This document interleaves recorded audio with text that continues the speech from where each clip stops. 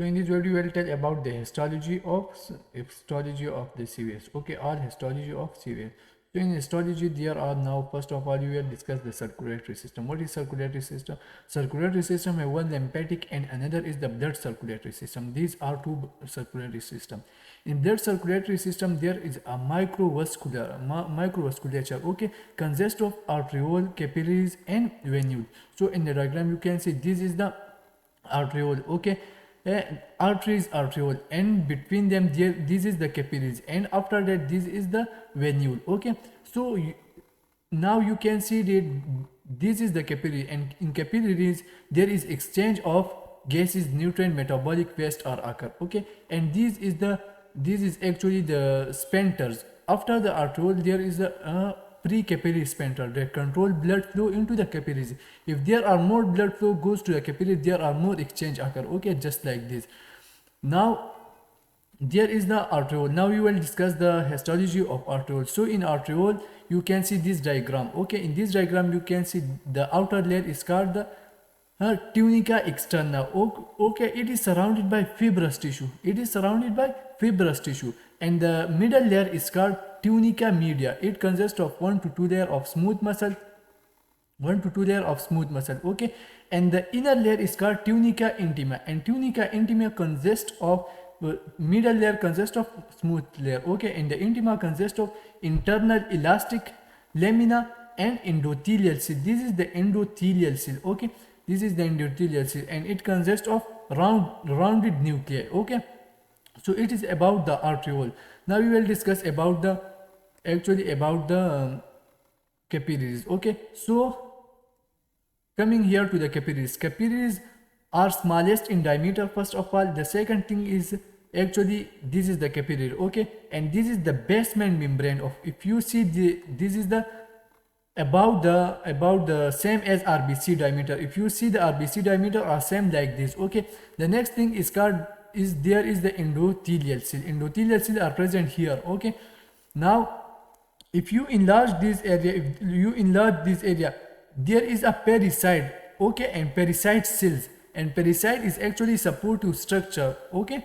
That are called pericyte. Supportive structure are called pericyte. Now there are three type of capillaries. One is the continuous capillaries, the second is the fenestrated capillaries, and the third is the sinusoidal capillaries, okay. So we will tell about the continuous capillaries. What is the continuous capillaries, okay?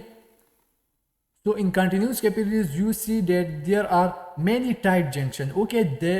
That the endothelial cell have many tight junction. Molecule or protein layer are entirely regulated by endothelial cell.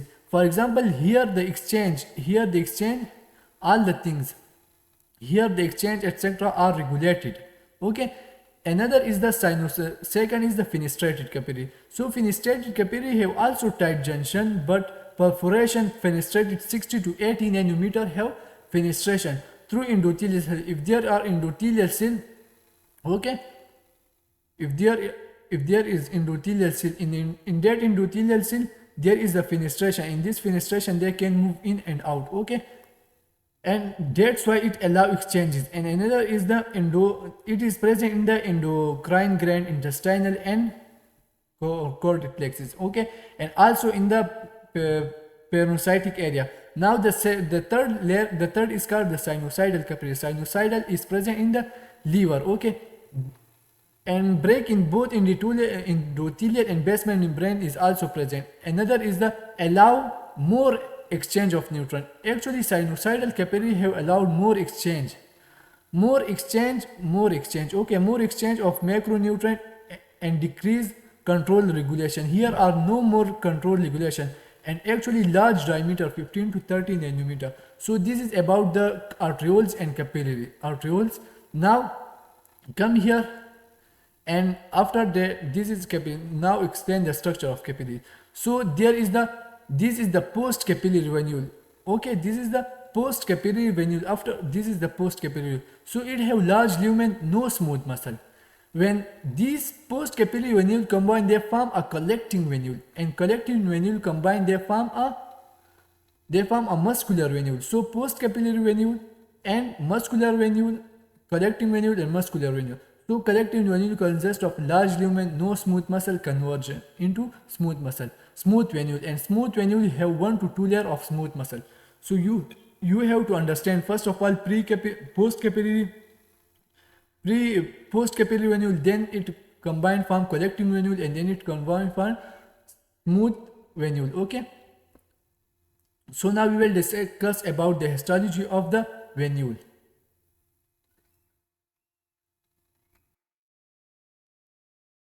So we have discussed the histology. Okay, and now the remaining histology is about the arteries. Okay, we have discussed the arteriole and venule. Okay, and capillaries. Okay, now we have tell about the artery and vein.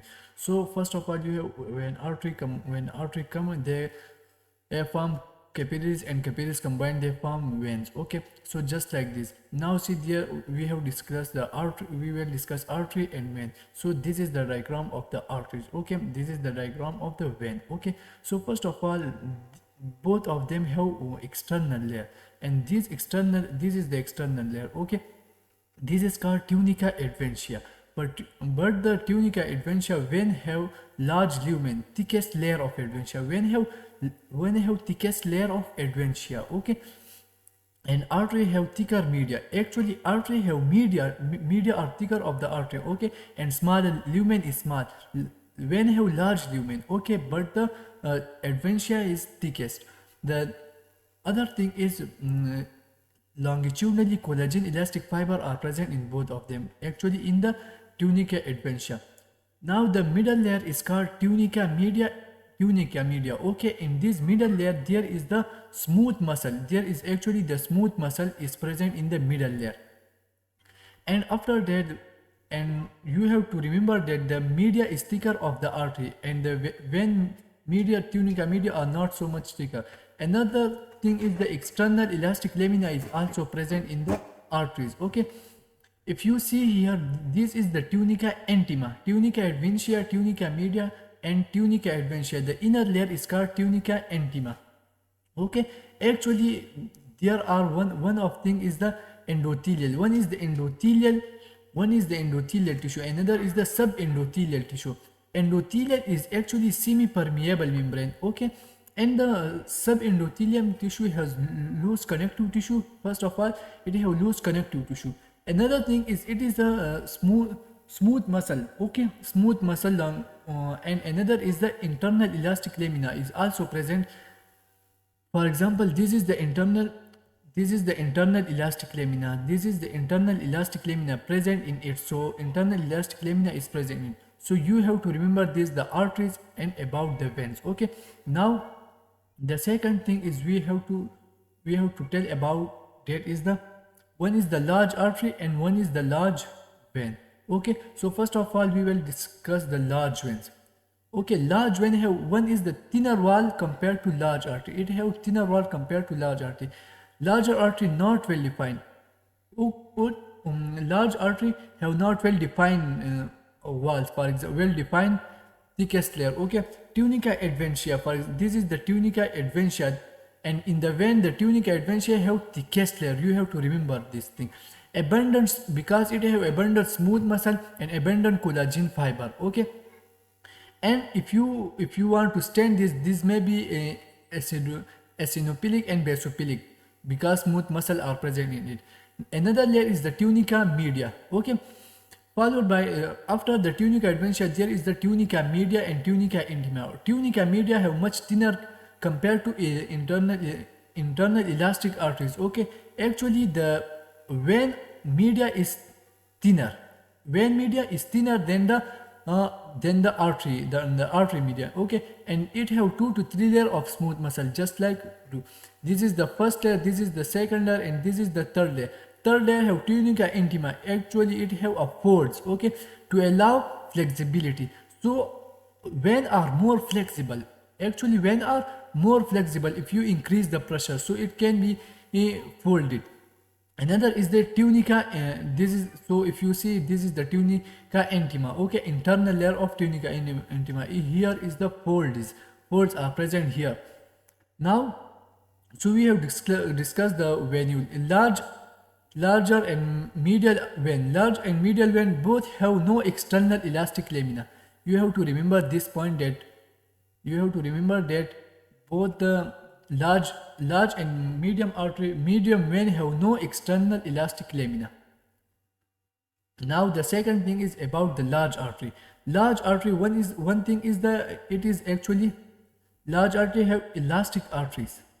Are actually elastic arteries are muscular artery. For example, aorta, carotid artery. These are large artery, and muscular artery are femoral, radial artery are muscular artery. So large artery are two. One is the elastic and second is the muscular artery. Elastic artery are aorta and carotid artery. Muscular artery are femoral and radial artery. Okay, diameter of the elastic artery is greater than 10 millimeter. Okay, and the diameter of the muscular artery is 1 to 10 millimeter. Another thing is the more there are in large artery, there are more elastic fiber, but in the muscular artery there is more layer of smooth muscle. Here is the smooth muscle, because in the muscular artery there are contraction, etc. Okay, another point is the actually it have prominent internal elastic lamina. In the muscular artery the internal elastic lamina are more prominent. Okay, and now first of all, if this is the carotid artery, so this is example of muscular artery. Okay, this is example of muscular artery, and you can see it, in the diagram. For example, this is the muscular artery. You enlarge this, so this is actually the tunica intima layer. This is actually the tunica intima. This is the tunica intima layer. Okay, and this is the tunica elastic lamina. This is the tunica elastic lamina layer. Okay, and between them there is the endothelium. Endothelium are simple, specialized, don't have flat. Okay, because of folded. Because it is not folded, because it is not flat, because it have folded, different folded. Tunica intima have small folded to allow to expand. Why it have folded? What the reason of folded? Because for example, this artery extend like this. So after extension, when they relax, so how can they decrease their size? So by folding. Okay, they fold, so their length is decreases like this, in this way. Okay, so the endothelium have don't flat, not a flat appearance. Okay, another layer is the tunica media. So you have to know that tunica media have concentrically arranged elastic fiber. Okay, for example, there are concentrical arranged. This is like this, concentrically they are arranged like this. Okay, if you enlarge this from the side, so this is like this. This is the arranged elastic fiber are present. Okay, and they stain with the aldehyde fuchsin stain. Okay, with special stain, that is aldehyde fuchsin stain. Another is the alternate with the smooth muscle, alternate of smooth muscle. Another is the chronic high blood pressure. For example, there is a chronic high blood pressure, so increase elastic lamina layer. There must be increase in the elastic lamina layer to compensate it. If there is a higher blood pressure, so the body, well, the elastic lamina become increases for to compensate it. If this not happen, so the blood pressure will be increases. Okay, in that person. Another is the tunica adventitia. So tunica adventitia, you see from here, this is the actually external layer, and 1 to 2% thick of the wall. For example, this is the wall. Okay, so half of them is actually tunica adventitia, and most of the thickest layer of tunica adventitia is present in the veins. Okay, it has dense irregular connective tissue. Vasa vasorum mean vessel of the vessel. Tunica adventitia have vessels present in the tunica adventitia. Okay, another, it have also adipocyte present. Now we will explain the histology of MSK. Okay, cardiac muscle. So cardiac muscle have, one is cardiomyocyte. It's the cardiac muscle diameter is 15 to 30 micrometer. Okay, length is 80 to 120 micrometer. This is the cardiac muscle. Okay, another thing is the unique characteristic is actually it is branch cell, 1 to 2 centrally located nuclei. Another is intercalated disc is present in it. Specialized junction, it has specialized junction, okay, between the nerve, that is called gap junction. Allows cell to have synchronized contraction. For example, if there are 1, 2, 3, 4, 5, 6, 7, 8. These are 8 cells. For example, a stimulus come here and this cell contract. So the all cell contract at the same time. This is called synchronized contraction. Okay. Another is the intercalated disc. Intercalated disc.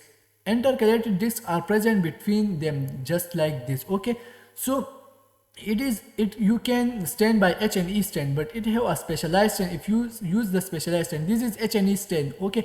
If you use this, the intercalated discs are not so much appears. Okay. It have thin, slightly darkened and perpendicular to the muscle. For example, this is the layer of the muscle. Okay. Cells of the muscle, so they are perpendicular to this like this.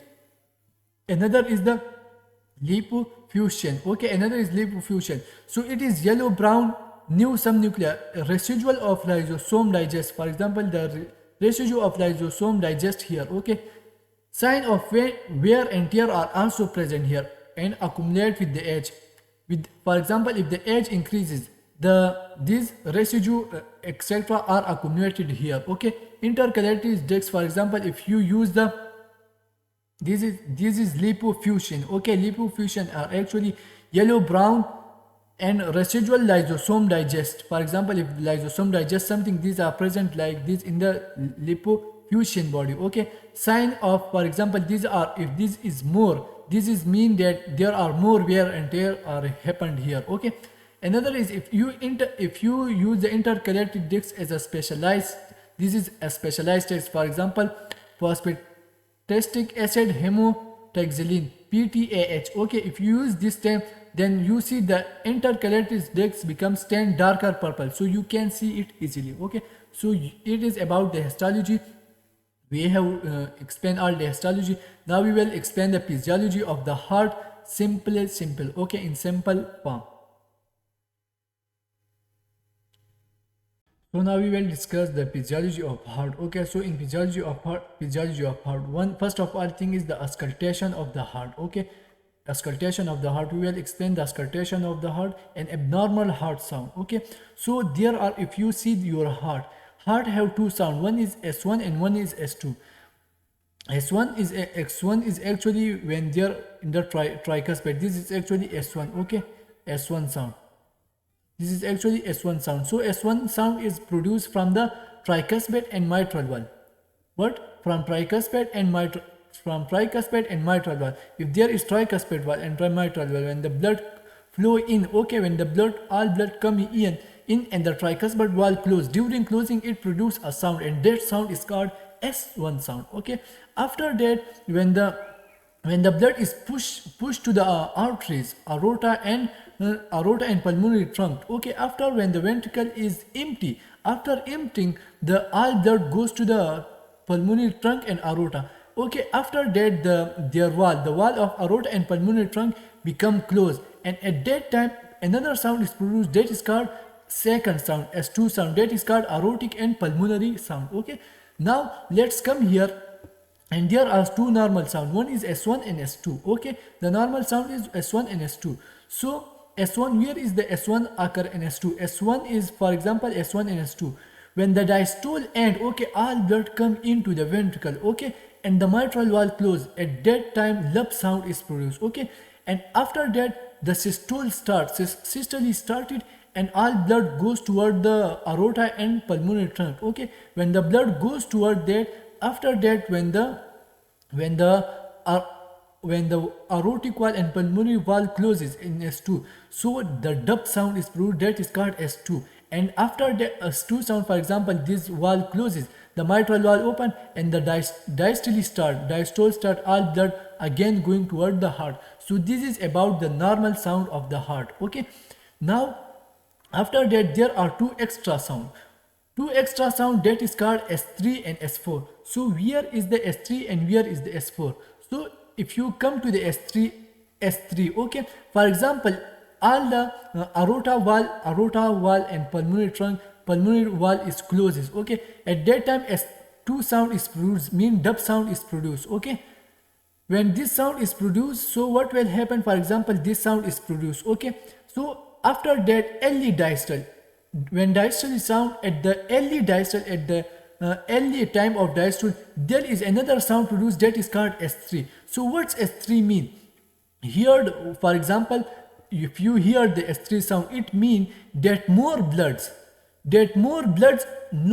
and lot of blood come into the ventricle during diastole. So a lot of blood come in. In the diastole, blood come to the atria. Okay, if the lot of blood come to the atria, it produces like a movement. This like vibration. They move, come and back toward backside, just like a vibration. And this vibrant movement produce a second sound, a third sound that is called S3 sound. Okay, so this is due to after the early diastole, and this is due to a lot of blood come. This is due to actually a lot of blood. Now this is S3, and S3 is actually normal. At what time this is normal? If you hear the S3 sound, it may be normal in the athletes and pregnancy, because in the athletes a lot of blood coming in. So this is normal thing, because they need a lot of blood and they can sustain, okay, with the, so this is normal and handed to extra. It mean membrane ventricle handed extra blood. This is the ventricle have lot of blood come, but the membrane of the ventricle handed extra blood is come to it. Okay, so because extra blood is needed in the pregnancy and athletes, this is normal things. Another thing is the sign. It also show, for example, if you hear the S3 sound, so it means that volume overloaded, there are more volume come in. So if more volume come in, this may congestion of the heart and failure may occur. If too much volume come to the ventricle, okay, so the failure of the heart may occur. For example, this is the ventricle and they fill a lot, okay, by the Fick principle. Fick principle say if more blood come in, more blood out, but up to certain limit. But if the more blood come in, so they cannot expel out, and the heart congestion of the heart failure occur. Okay, now this is about the S3 sound. Now we will tell about the S4 sound. Okay, so what is about the S4 sound? So this is the S4 sound. At what time the S4 sound is heard?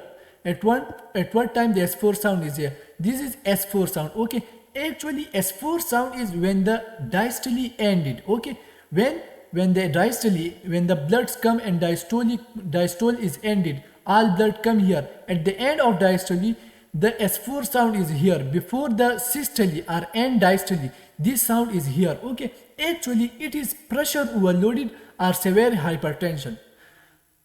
At what time the S4 sound is here? Actually, if there is more blood, more overload, more pressure or severe hypertension is present, so at that time S4 sound is here. So actually before the systole and diastole, atria contract.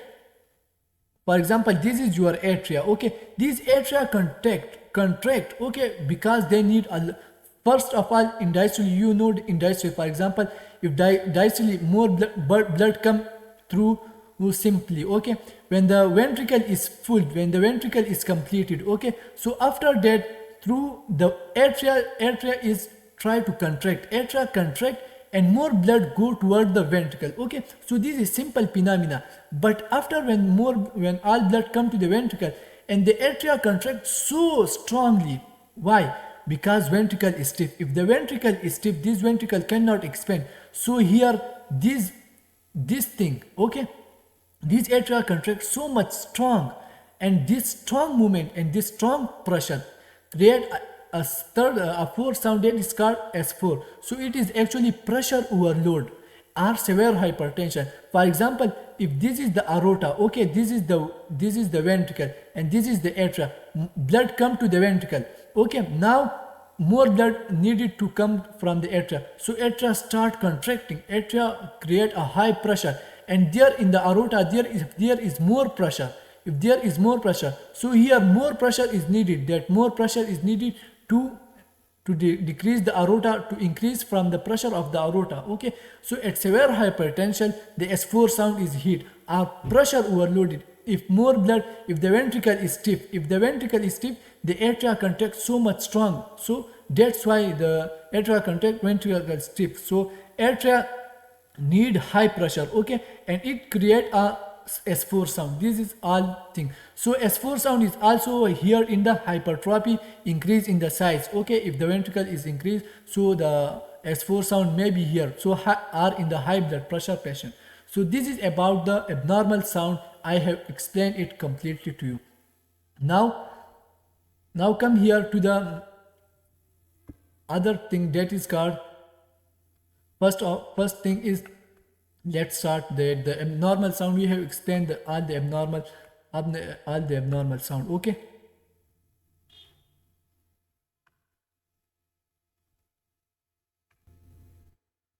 now we will explain the heart sound, the heart murmur.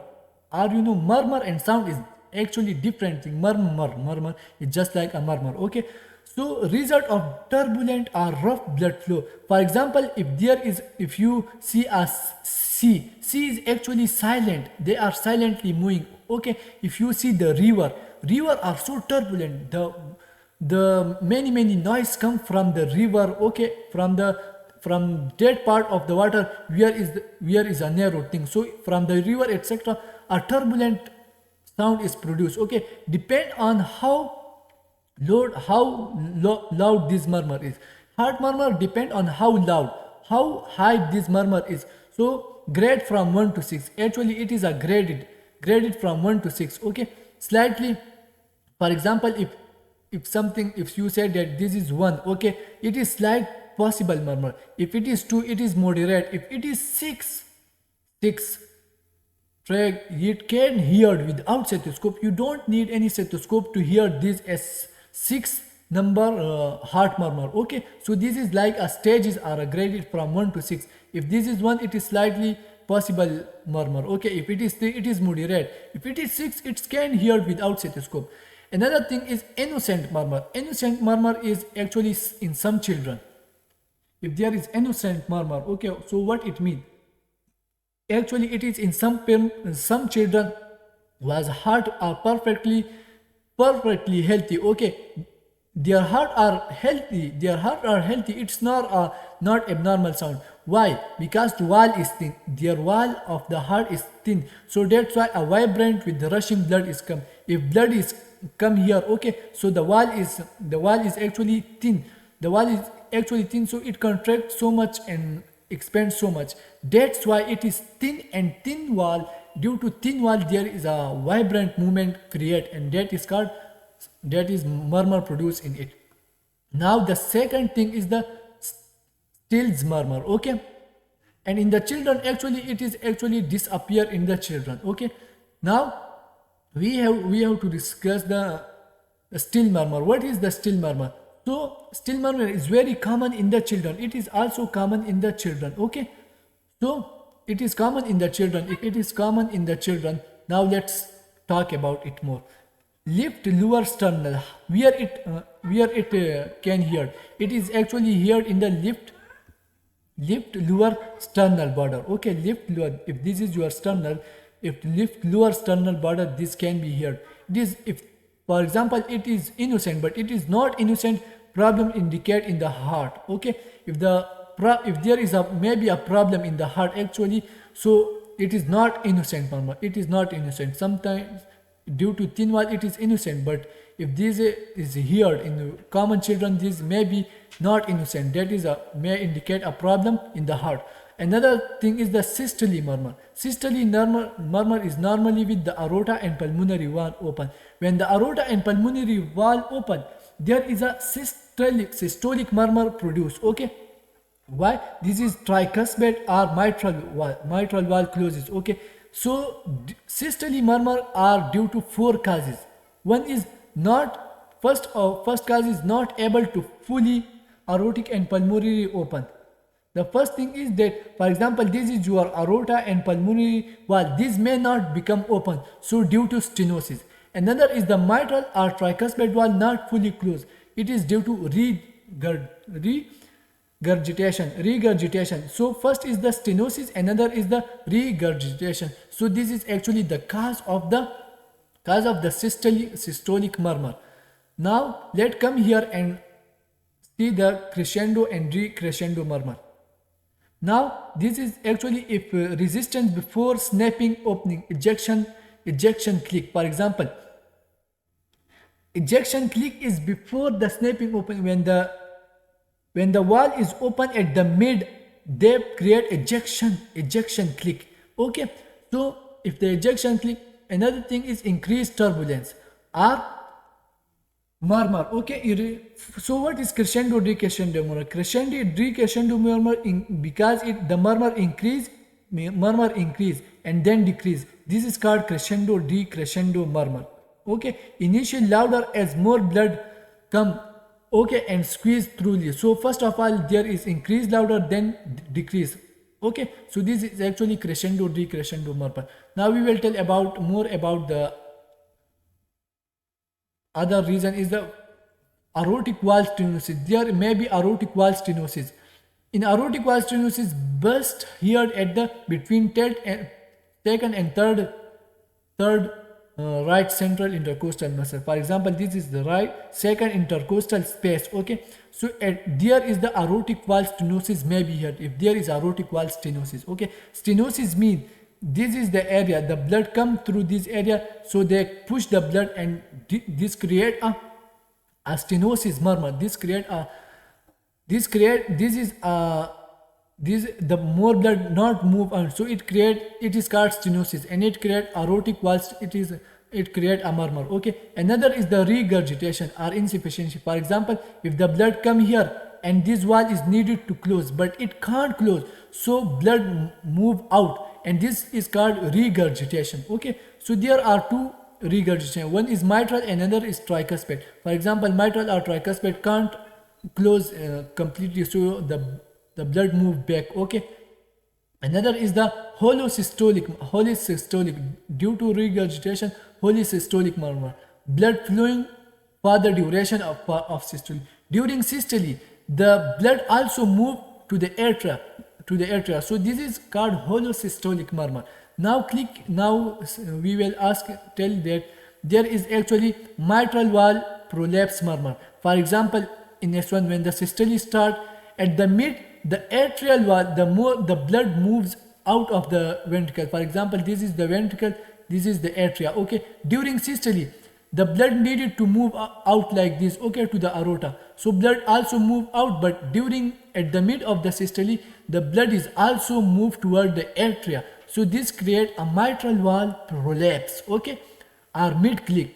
So this mid click also increase or also move, also go toward the go early and this early and before. How? For example, during squatting. Okay, for example, if you squatting just like sit here, just like you are sit like this. Okay, and grip your hand, so it increase your venous return. When venous return is increased, so it take longer of the leaflet to get forced mitral. For example, there is the mitral wall like this. Okay, so if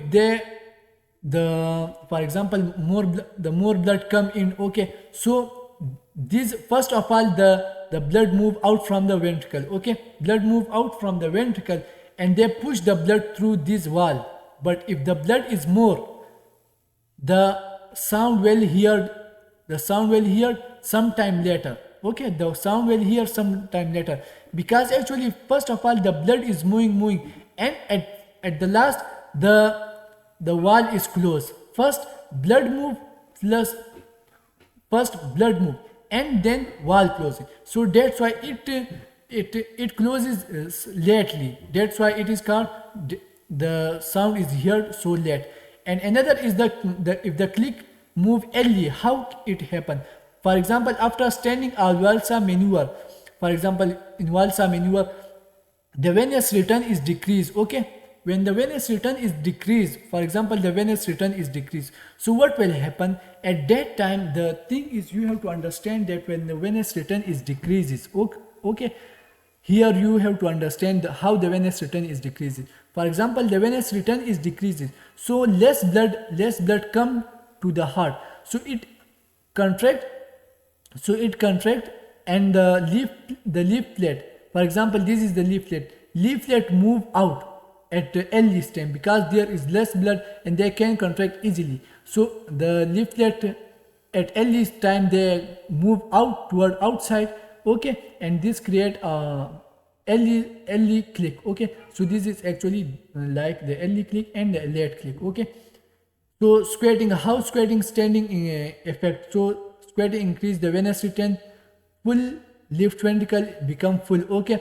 Takes longer for the leaflet to get forced into atrium. Actually the reason is this, why in the squatting and the standing venous return is decreased, so it take longer for the leaflet. This is one leaflet, this is another leaflet. So if they move back, so it will take longer time for the leaflet to get forced into the atrium, okay. If they're forced to the atrium, it take longer time. If the venous return is decreased, left ventricle is smaller, so left ventricle is smaller and leaflet force earlier. So this is the simple reason behind it. Now come here and see the aortic stenosis, the different sound here, okay. So the aortic stenosis sound is here at the right second intercostal space, okay. Aortic second intercostal space, and the pulmonary valve stenosis is here at the left side, okay, also at the second intercostal space but to the left. Now there is tricuspid regurgitation and mitral valve regurgitation. So tricuspid valve regurgitation is between fourth and fifth intercostal space, okay. And mitral valve is actually here at the mid clavicular line at the fifth intercostal space, okay. So it also have querulous sign. Querulous sign is the murmur louder with inhalation. If the tricuspid valve regurgitation are present, so the murmur also increase with the inhalation. Why? Because inhalation negative pressures increase, more blood into the right atrium, negative pressure increases and more blood come into the right atrium. So murmur sound increase due to more blood come, okay. Now there are mitral valve regurgitation. So mitral valve regurgitation is actually leading cause of mitral valve prolapse, okay, and late systolic murmur have a mid systolic click. Actually it have a mid systolic click. Mitral valve is maybe mid systolic curve leading mitral valve prolapse, okay. Another thing is late systolic murmur. So these all things we have discussed here, that late systolic murmur, all things we have already discussed, okay. Now come here and to hypertrophic obstruction cardiomyopathy. Hypertrophic obstruction cardiomyopathy means systolic murmur, crescendo, decrescendo murmur. If there is the intraventricular septum grow, obstruction flow. So there is the, for example, if there is the flow become obstruct, okay. Blood force through the small opening. If now there is small opening, so at that small opening, blood is need to force, okay. Blood is need force through the tiny opening, okay. Create a murmur, get louder when more blood rush out, okay. Another is softer when less blood is left. So this is about the obstruction. Intensity change depend on the squatting and hand grip. I have already discussed how can it increase. So in squatting and hand grip, the system vascular resistance increase. So if the vascular resistance decrease, the afterload is also increased. Afterload means when the blood, at how much pressure the blood is need to move from the ventricle to the aorta. This is afterload. So afterload increase. So less ventricle stretch out, less obstruction, murmur. If the afterload is increased, so there are less the ventricle is stretched out at less. They will stretch less. Okay, how?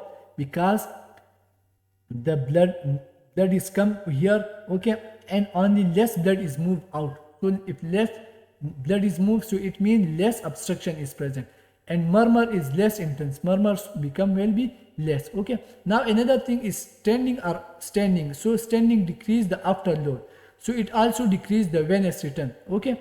If the venous return is decreases, left ventricle less stretch out. Actually the left ventricle less stretch out, So they have less their obstruction increases, and murmur also increase with intensity. Okay, like I see, for example, if water increases, intensity decreases. Okay, if water decreases, obstruction increases.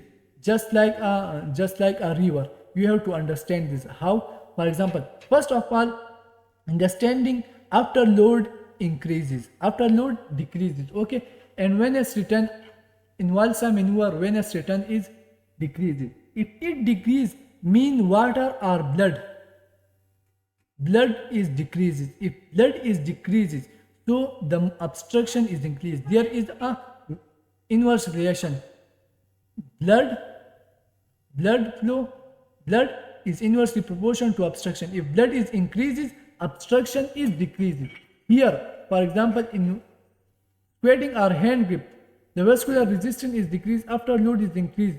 Okay, but also the blood is also increased. So it may be, it here may be less obstruction and murmur is less. So it's about the things. Okay, now we will explain the other thing, that is the murmur, different type of murmur. Now another cause of systolic murmur is the okay, that is the actually the ventricular septal defect. Ventricular septal defect, due to ventricular septal defect, also the systolic murmur is created. Gap in the wall separating the ventricle. Okay, there is a gap separating the wall. Hollow systolic, it is also hollow systolic murmur at the lower left sternal border. Lower left sternal border, it is here. Okay, this is the septal defect, and due to septal defect, the systolic murmur also be here. Now the second thing is diastolic murmur. Diastolic murmur is actually have four causes. Okay, it is due to aortic and pulmonary valve closes. Okay, first cause is the regurgitation. Okay, regurgitation. The second is the stenotic. Okay, so the four causes. One is the regurgitation. One is the systole. One is the regurgitation. Another is the stenotic. Stenotic means narrow opening, and regurgitation backflow. Okay, so there are the backflow, aortic and pulmonary valve.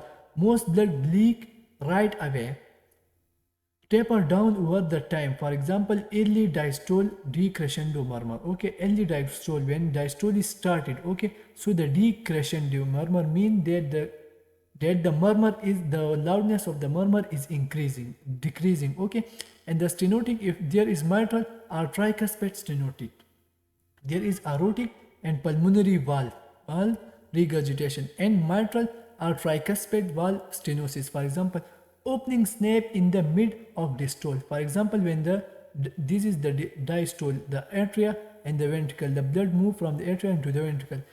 At the mid of the diastole, this atria contract, and here is a snap. During the mid of the systole, a snap is here. Okay, a snap, and this is called this is actually the diastolic murmur. Okay, at the mid of the, and actually it is diastolic rumble. Then diastolic rumble like this. Okay, the loudness of the sound is just like continuous, not decreasing or increasing.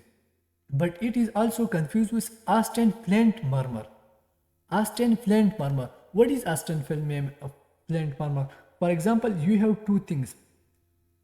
This is ventricle, and above them this is the atria. Okay, when the atria contract, and there is the mitral wall stenotic. Okay, mitral wall is narrow, so the stenotic the mid systolic click is here. Okay, and the Austen-Flint murmur is when the aortic regurgitation is so severe, a jet of blood process from the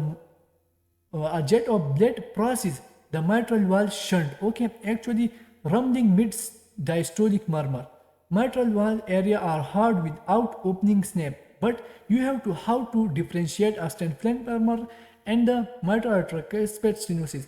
First thing is in the mitral stenotic, there is the stenosis in the mitral or tricuspid valve, and due to the atria contract, and here is a mid systolic mid click is created. Okay, but in the Austen-Flint murmur is actually from the aorta.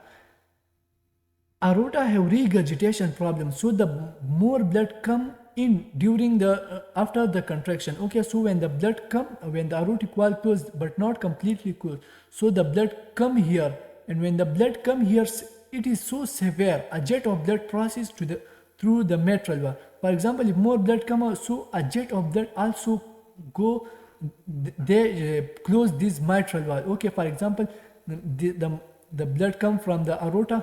This is again the atrium. This is ventricle. When the blood go from the aorta to the ventricle, and from the ventricle there is the mitral valve. Okay, and they just click this. When they just click this valve closes. Okay, so this also create a murmur. This is called Austen-Flint murmur. Okay, so this is actually rumbling mid diastolic murmur, rumbling. Okay, mitral valve area are hard. Okay, another thing is without opening snare. Here there is no opening snare. It just decrescendo, crescendo, decrescendo murmur.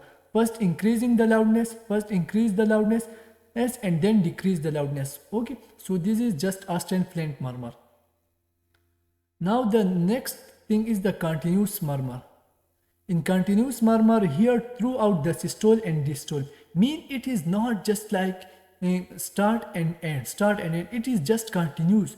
In the systole and distole, in both cycle, you have to hear this sound. Okay, most commonly is patent ductus arteriosus. In the children, etc., there is a problem in the heart.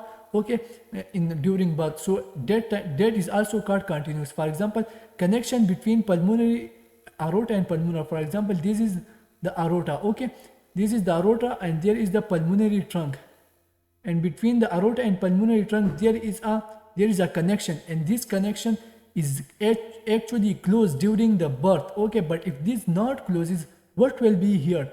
Here is the blood move from the aorta to the pulmonary trunk, and it create a murmur sound continuously. So this is called actually continuous murmur. Okay, now abnormal sound have, one is the S3 is the volume due to volume overload, S4 is due to pressure overload. Okay, and systolic murmur is actually, this is actually the summary. Okay, we have discussed the abnormal sound is S3, that is volume due to volume overload, S4 is due to pressure overload. Okay, and systolic murmur is actually due to stenosis, regurgitation, or hyperobstruction cardiomyopathy. If there is obstruction in the heart. Okay, another is the ventricular septal defect. These are the 4 causes of the systolic murmur. Okay, now the diastolic murmur is due to stenotic and regurgitation. Stenotic is the mitral valve, all are tricuspid valve. Regurgitation is due to aortic valve or pulmonary valve. Okay, another is the continuous murmur. So stenotic, there are 2 stenotic. One is the mitral or tricuspid valve, another is the aortic and pulmonary. This is if the stenosis occur in the mitral valve or tricuspid, it is actually diastolic murmur. If the stenotic occur in the aortic and pulmonary valve, it is actually systolic murmur. You have to understand this. If stenosis is present in the aorta or pulmonary, so it will be systolic murmur. If stenosis is present in the mitral valve or tricuspid, it will be diastolic murmur. Okay, and alternatively, if the mitral valve and tricuspid is stenotic, they create diastolic murmur, and aortic pulmonary regurgitation create diastolic murmur. Okay, and continuous murmur is here throughout the systole and diastole, that is patent ductus arteriosus. So these all things are explained here. Okay, now we will tell about the blood pressure regulation. Okay, so now we will discuss about the blood pressure regulation. Okay, so how blood pressure is regulated? So the first thing is you have to understand blood pressure is regulated by a baroreceptor. Okay, and another is the chemoreceptor, and another is the RAAS system, renin, angiotensin, aldosterone system. These are the 3 systems that control blood pressure. Okay, so the first thing is the baroreceptor, chemoreceptor, RAAS. So we will discuss the baroreceptor. Baroreceptor mean pressure. Okay, baro mean pressure, and receptor mean that have special cell that receive the function that pressure is changing or not. So if this is stretch, they stretch or not. So there are special nerve cells called sense blood pressure regulatory. Okay, sense blood pressure. How? First thing is, if the baroreceptor is, if the, for example this is the artery, if this stretch, okay, so the sense, it will sense. Okay, now another is the, it due to this thing the blood pressure become balanced. Okay, so first of all we will tell the baroreceptor. There are baroreceptor are nerve ending. There are nerve ending. Okay, and nerve ending location, there are different location of the nerve ending. First is the arterial, another is the cardiopulmonary. Arterial and cardiopulmonary. So arterial are the aortic arc, present in the aortic arc and carotid sinus. Okay, in the how there is aortic arc, in the aortic arc there is the nerve ending. Okay, in the there is the nerve ending, for example vagus nerve. Okay, vagus nerve is actually the 10th cranial nerve. 10th cranial nerve. Okay, 10th cranial nerve. So this is the vagus. So it have a nerve ending on the aortic arc. Another is the on the carotid sinus. In the carotid sinus, this is the carotid sinus. In the carotid sinus there is a nerve ending. Okay, carotid sinus. There is the carotid sinus on internal carotid artery. Okay, and they have this nerve ending comes from the glossopharyngeal nerve. Glossopharyngeal nerve is actually nerve cranial nerve 9. Okay, and vagus nerve goes toward the aortic arc, and that is the 10th mean 10th. Okay, 10th mean the aortic. Okay, 10th aorta, aortic arc. Okay, 10R. And glossopharyngeal P pharyngeal. Okay, P mean 9. Okay, P and 9 is same, just like same. So glossopharyngeal is come from the nerve number 9. Okay, so the now if these nerve ending are present here. Okay, when how it can regulate the blood pressure? First of all, they, if the artery stretch, for example if this stretch, okay, so they give signal to this nerve, and this nerve goes toward the brain stem. In the brain stem there is a cardiovascular center. Cardiovascular center have different role. Okay, this is actually the brain stem. Okay, pons, nucleus tractus, solitarius, and medulla oblongata and pons. So from the cardiovascular center, when the nerve and the stimulus goes towards cardiovascular center, cardiovascular function have to modify the total peripheral resistance or cardiac output. For example, if the blood pressure is increases, okay, what can it do? It decreases the total peripheral resistance. Okay, so if total peripheral resistance decreases, the blood pressure also decreases. Okay, and cardiac output. So we will tell about how. So here is the baroreceptor reflex, and baroreflex occur in the second to minute. Okay, this is just the simple overview of the this. Now we will explain all the things one by one. Okay,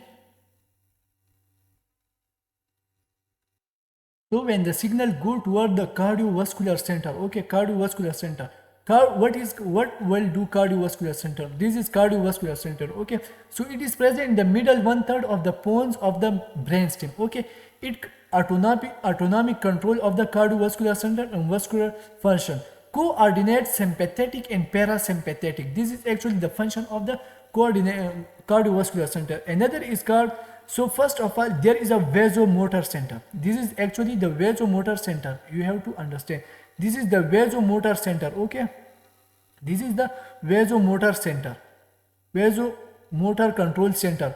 It for example sympathetic nerve fiber, control the diameter of the blood vessel. It controls the diameter of the blood vessel. Another is the cardiac accelerator, cardiac control center. This is actually the cardiac control center. Okay, this is actually the cardiac control center. And cardiac control center have two central. One is the cardiac accelerator, another is cardiac deaccelerator. Cardiac accelerator increase the heart rate, contractility, and by sympathetic outflow tract. But contractility is only increased by the cardiac accelerator. So the cardiac accelerator function also on the heart rate and also on the contractility. But the cardiac deaccelerator only decrease heart rate. It not decrease contractility, etc. Okay, it's only increase heart rate by parasympathetic outflow tract.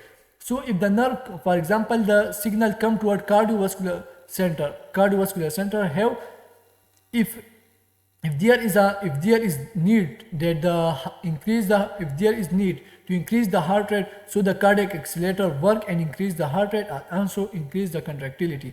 And what vasomotor function we will do to explain how it's working. Okay.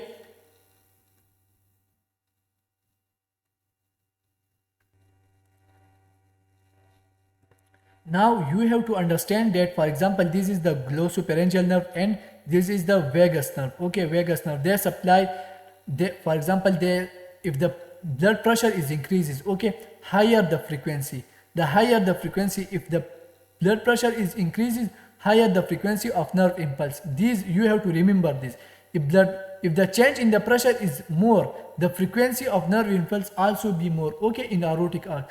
Now, first thing is, for example, if your blood pressure is increases, you are running, etc. For example, a dog, etc. are moving toward you, and your blood pressure increase. So aortic arc becomes stretch more. Aortic arc is just like stretch. Okay, when that stretch, what will happen after that?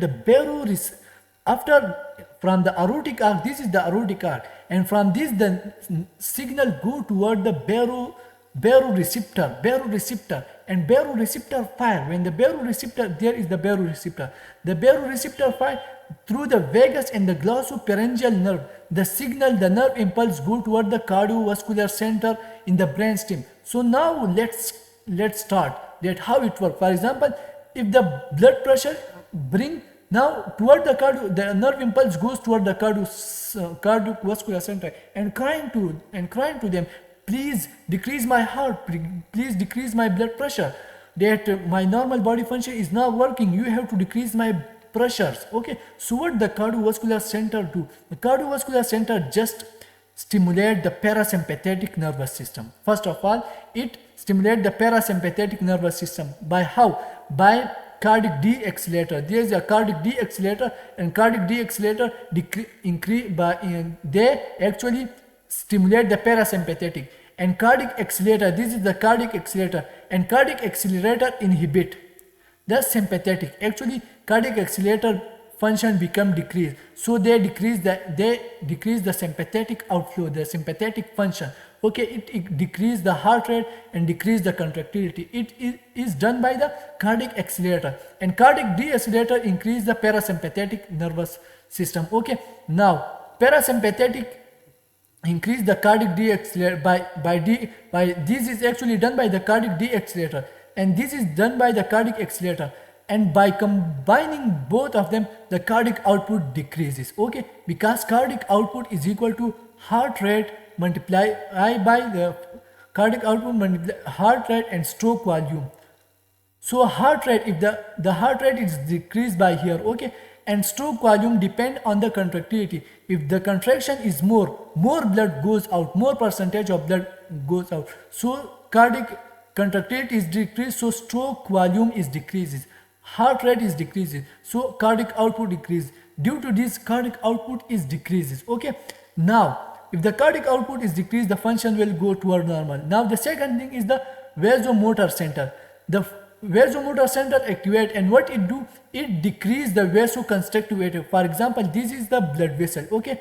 And here is the pressure is more. If the pressure is more, if you want to decrease the pressure, what can you do? You can have to vasodilate it. For example, increase the vessel diameter. If you increase the vessel diameter, the pressure will become decreases. Okay. If the pressure is decreased, if you constrict this blood vessel, the pressure is increases. So constriction increase mean constriction increase the pressure. Okay. And vasodilation decrease the pressure. You have to remember this thing. So now the pressure is increased and decreased. So here what will do vasomotor center? If the blood pressure is increased, vasomotor center decrease the vasoconstrictive effect. How? Actually, one thing is it decrease the total peripheral resistance. Okay, first thing it do like this.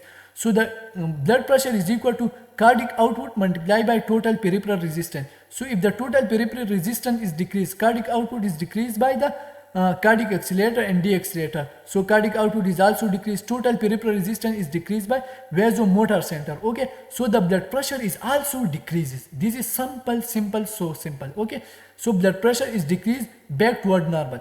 Now another thing is the arteriole is dilated. How vasoconstrictive effect done? For example, arteriole is dilated. When arteriole is dilated, the total peripheral arterial resistance become decreased, TPR decrease. Okay, and when constriction is also decreased, if for example when constriction is decreased, when have more blood can occupy in the vein, because vein have capacity to occupy more blood, so more blood go toward the vein and store it. Okay, because vein is also a storage site. Okay, so the second thing is the constriction of the vein is decreases. Okay, so blood pull to periphery, not to the heart. So to the heart there is less blood move, and less blood move, so the cardiac output and the stroke volume become less, and their blood pressure become decreases. So if the venous return decrease, preload increase. For example, if less blood come in, less blood move out,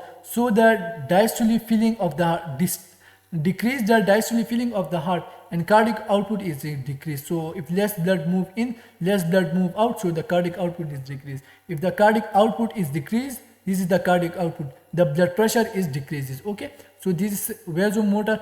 So you have to now let's revise it. Okay, how you can revise it? Just come here, that understand blood pressure is equal to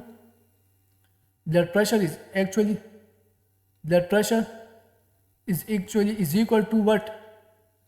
Is equal to cardiac output multiplied by total peripheral resistance.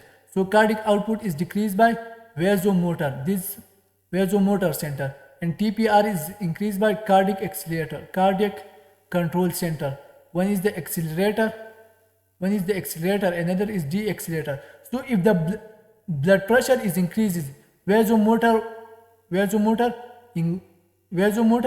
increase the vasodilation. It do vasodilation. Okay, and cardiac accelerator, what do it decrease? Heart rate and contractility. Okay, and it mean cardiac output is increased. So just like this is simple things. Okay, you have to remember this about the blood pressure. Okay, and subscribe the channel, like the video. Thanks for watching. So the second receptor is the this is the cardiorespiratory. Okay, cardiopulmonary receptor. Okay, cardiopulmonary receptor. So cardiopulmonary receptor, you can tell CPR. Okay, first of all, this is present in the this is the pulmonary artery. Okay, it's actually regulate blood volume. Okay, not a blood pressure. It actually regulate the blood volume. On the basis of the blood volume, it give response to the body. Okay, it present in the pulmonary arteries. Okay, pulmonary artery, that's why it is called cardiopulmonary receptor. So it is present in the pulmonary arteries and pulmonary arteries. Okay, so it give information present in the pulmonary artery and to the vagus nerve. Through the vagus nerve, it goes information. For example, if blood volume increase, it give information to the vagus nerve, and from the vagus nerve, the information goes to the brainstem, and the brainstem, it goes toward the cardiovascular center. And cardiovascular center, for example, if the blood volume is increases, okay, that more blood come to the heart. Okay, so what it do? It actually increase the heart rate. If the heart rate increase, it actually increase the heart rate, and also increase there are two accelerators. One is the cardiac accelerator, another is cardiac deaccelerator. So cardiac accelerator increase the heart rate and increase contractility. The next other thing is the hypothalamus. First it goes toward the brainstem. Another thing is it goes toward the vagus nerve, goes toward hypothalamus and hypothalamus. Okay, after next thing you have to remember that there are in the ventricle and the atria, there are the ANP, atrial natriuretic peptide. Okay, and BNP. BNP is present in the right ventricle and ANP is present in the atrium. Okay, you have to remember this.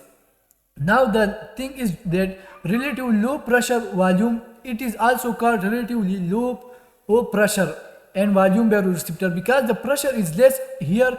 Actually it is the volume volume reflex, control the volume. So if blood volume is increased, it actually stress. If blood volume is increased, vagus nerve fire signal. Okay, when vagus nerve fire signal, okay, there goes toward the cardiovascular center and it increases the heart rate, and when heart rate is increases, so you have to remember that cardiac output is equal to heart rate multiplied by stroke volume. So if the heart rate is increases, so the cardiac output automatically increase. When the cardiac output increase, so more blood go toward the kidney. When more blood go toward the kidney, increase water and sodium excretion. So more water is excreted, more water and sodium is excreted. So as a result, the blood volume decreased. More water is removed from the body through the kidney and urine. So the blood automatically, all the blood volume is become decreases. So blood volume actually come back toward the normal. This is called brain bridge reflex mechanism. Okay, what is brain bridge reflex mechanism? Brain bridge mechanism is actually when the more blood come to the atria and ventricle. Here ANP and BNP are the atrial natriuretic peptide and brain natriuretic peptide. These are released. Okay, one is this, and another vagus nerve. To the vagus nerve, these are the information goes to the vagus nerve and the cardiac accelerator, deaccelerator, hypothalamus. So cardiac vascular center actually increase the heart rate and cardiac output. Okay, when the cardiac output increases, blood to the kidney is also increased. Blood to the kidney increases, more water and sodium is excreted. So you have to remember that ANP and BNP increase the water and sodium excretion. Okay, as a result, the blood volume is decreases, so blood come to the back. This is called brain bridge reflex mechanism. Okay, now another thing is cardiopulmonary. If blood volume is increased, then cardiopulmonary receptor also stimulate atrial natriuretic peptide. Okay, if blood volume increases, I have already tell one is the through vagus nerve and another is the it also stimulate the atrial natriuretic ANP and BNP. And ANP, what the function of ANP? ANP actually renal arteriole dilation. It do renal arteriole. For example, this is renal arteriole. It actually increase their diameter. When their diameter increases, so more blood come in. Okay, relatively more blood filter. So as a result, more blood become filter, inhibiting water and sodium reabsorption. There no water and sodium reabsorption occur. So the next thing is called, for example, blood volume is decreases. Vagus nerve fire and it send to the signal toward the cardiovascular center and hypothalamus.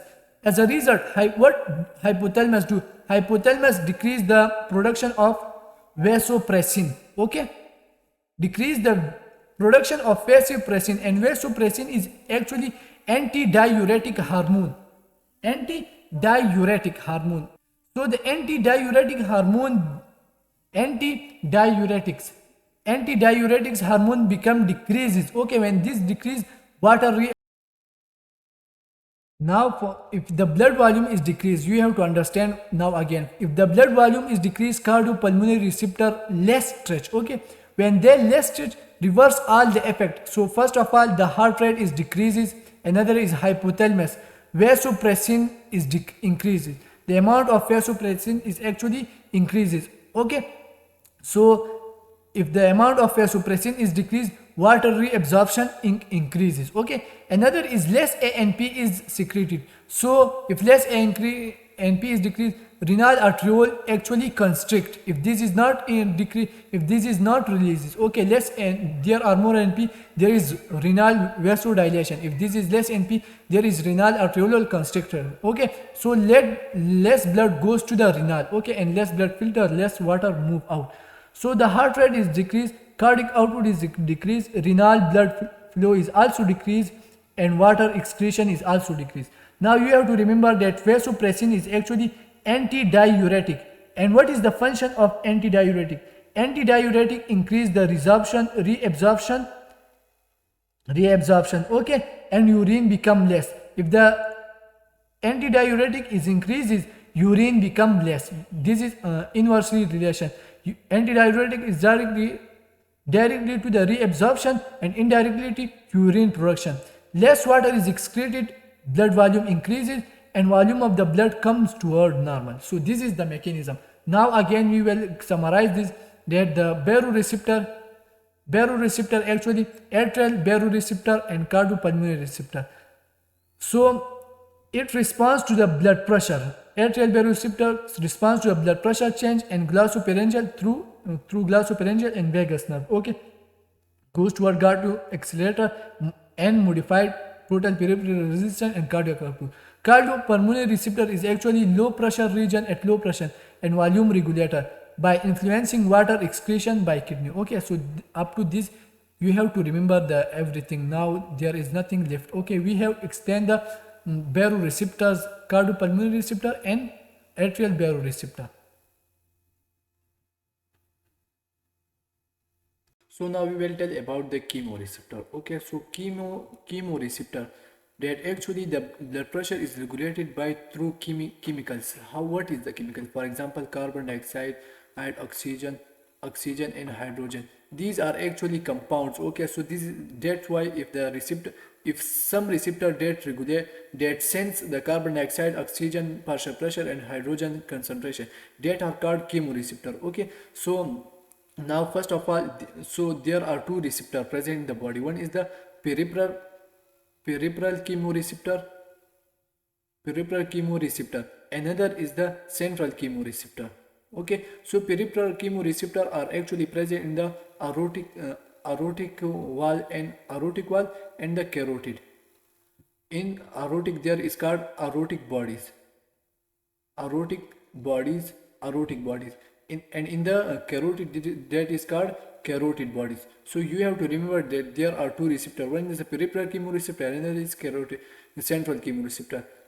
Peripheral chemoreceptor are present in the aorta, called aortic body, and carotid, that is called carotid body. So the next thing is that how it can send. So we will tell about, for example, this is aorta. Here are the aortic bodies present, and when the carbon dioxide partial pressure or oxygen, when the carbon dioxide partial pressure, oxygen partial pressure and hydrogen ion concentration is changes, they will give signal. For example, if the carbon dioxide is increases, oxygen is decreases, hydrogen ion is increases, so it goes to the carotid, the aortic body sends these changes. Okay, and from this through the vagus nerve signal goes toward the brainstem, and here is the internal carotid artery. Here are also aortic body, and in the aortic body this is also sent, and after that it goes toward the brainstem. In the brainstem there goes toward the from the brainstem there goes toward the cardiovascular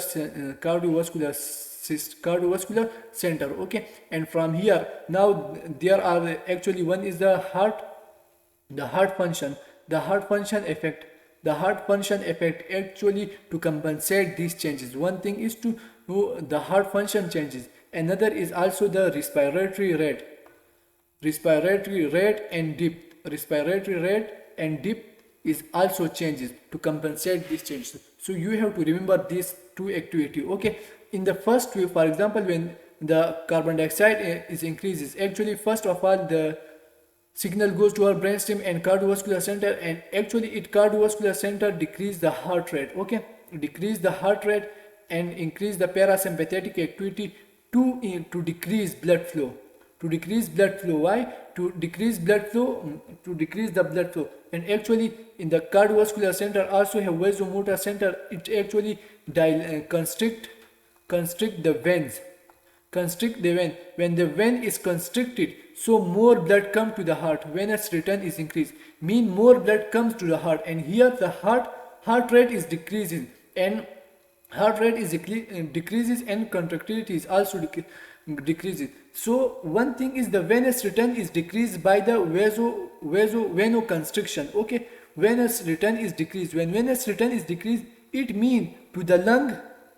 It is the lung. So to the lungs, more blood goes to the lungs. Okay, so it is simple. And when heart rate is decreased, contractility is decreased, it means that the less blood is moved to the body. Actually, when the heart rate is decreased, so it means that the flow of blood flow become decreased. When the blood flow become decreased, so less blood goes toward the tissue, etc., and less nutrient, etc., goes toward the peripheral, so less carbon dioxide is produced. Okay, now let's explain it from our notes. Okay, so first of all, the chemoreceptor, one is the peripheral chemoreceptor, another is the central chemoreceptor. Actually it is present outside the body, and cluster of nerve, one is the aortic body, another is the carotid body. Okay, now aortic and carotid body actually monitor the partial pressure of oxygen, partial pressure of carbon dioxide, and pH, concentration of hydrogen ion. Okay, now another is one is the cardiovascular center. I have already explained it. Another is the respiratory center. It is actually present in the pons and medulla oblongata and autonomic function, autonomic control. Actually, it communicates with the cardiovascular center. I have already told that this is the cardiovascular center, and actually it communicates with the respiratory center. Okay, so it communicates with the cardiovascular center. So how? Now this is actually lower. Now first of all, this is the nucleus tractus solitarius. Okay, nucleus tractus. This is the cardiovascular center. Cardiovascular center have nucleus tractus solitarius, and this is another thing is the cardiovascular center. What it do? Lower one third of the brainstem it is present. Okay. Now it have cardiac accelerator, vasomotor, and cardiac deaccelerator. Cardiac deaccelerator as function is the parasympathetic increase or decrease it. Another is vasomotor center, control diameter of blood flow. I have already discussed. And cardiac accelerator actually sympathetic outflow and heart rate and contractility. It actually increase the heart rate and contractility. Okay, or decrease it. Now later you have to remember this term hypoxemia, hypocapnia, or acidemia. These three are the things. Now if the partial pressure of oxygen is decreases, if the partial pressure of oxygen is decreases, another is the blood. For example, one thing is you have to remember that partial pressure of oxygen is decreases in the arteries. That is called hypoxemia. If the arterial carbon dioxide partial pressure is increases, that is called hypercapnia. Actually hypercapnia. And another thing is the acidemia, when the blood pH is decreases. Now you have to remember that these all have effect goes toward the through the aortic body through the aortic or carotid body by vagus and glossopharyngeal nerve to a cardiovascular center. I have already discussed that from the vagus it goes toward the cardiovascular center. Okay, when they goes toward the cardiovascular center, what will happen? When the cardiovascular center have different function. First of all, if the oxygen concentration is decreased, carbon dioxide is decreased. Now what will function it? Vasomotor first of all actually decrease the metabolic rate, and another is the vasoconstriction. It actually constrict the vein. When vein constrict, the venous return is increases. When venous return is decreases, so more carbon dioxide goes toward the lungs. Okay, so more carbon dioxide loss of carbon dioxide is increases. First thing is this. Now another thing is the one is the cardiac accelerator, another is the cardiac deaccelerator. Cardiovascular center have effect on the heart, that is cardiac accelerator and cardiac deaccelerator. There both of them will function. So what the function will it do? It actually, now you have to remember, it actually decrease the heart rate and contractility by decreases sympathetic effect. Okay, another thing is increase the parasympathetic effect, so the heart rate is decreases. So you have to remember that one is the vasoconstriction. When constrict, so more blood goes toward the lungs. Okay, another is it actually decrease the heart rate. When it actually decrease the heart rate, so so heart rate is decreased, so less blood moves toward the body and periphery, and less carbon dioxide is produced. Okay, now up to this we have explained everything. Now after this, respiratory center is activated.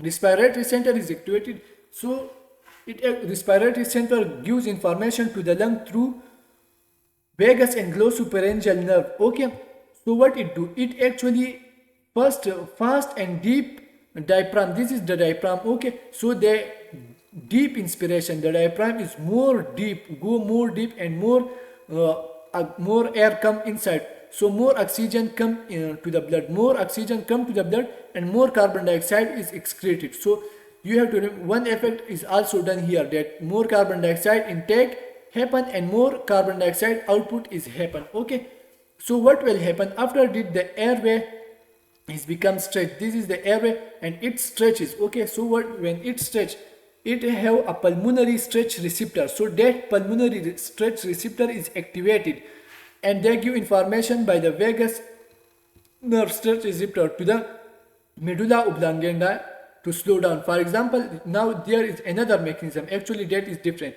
For example, respiratory center is activated. Okay, so more air come inside, when more air is come inside, so what will happen when more come air inside? So this is the lung and they become more stretch. Okay, so when more stretch, so there is the stretch receptor is activated. When stretch receptor is activated, they give information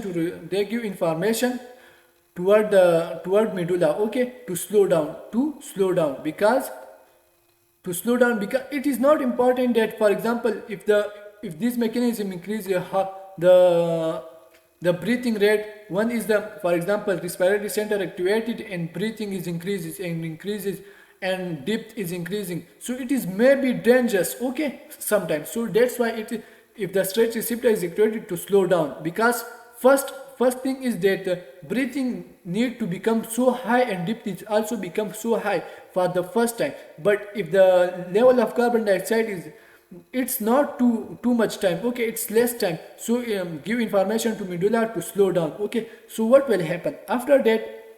Cardiac accelerator, medulla also give information to cardiac accelerator and cardiac deaccelerator. What it will do, it actually now, for example, oxygen concentration, carbon dioxide concentration is become normal. Okay, because more oxygen come in and more carbon dioxide is too. If this mechanism, so after this, when this is become normal, so the one thing is the medulla oblongata slow the breathing, and there is the cardiac accelerator increase the heart rate and contractility. When this is increased, so more blood goes toward the peripheral, etc. Okay, so actually reverse effect, this is actually the reverse. So if you see this mechanism, this is actually the reverse effect. This all is the actually when the stretch receptor is activated. So this all is actually the reverse effect of the peripheral chemoreceptor. Okay, so the peripheral chemoreceptor, more blood goes toward the carbon dioxide. When the heart rate is increases, okay, when heart rate is increases, so more blood goes toward the lungs and more carbon dioxide is lost again. Okay, so this is simple mechanism. Now we will tell about the peripheral chemoreceptor work with the central chemoreceptor. For example, this is the peripheral chemoreceptor. These also work with the central chemoreceptor. Okay, they are communication with each other. So what will it do? It actually part of the central chemoreceptor is actually part of the central nervous system and cluster of neuron. You have to remember central chemoreceptor is actually in the cerebrospinal fluid. Okay, bathed in the cerebrospinal central chemoreceptor.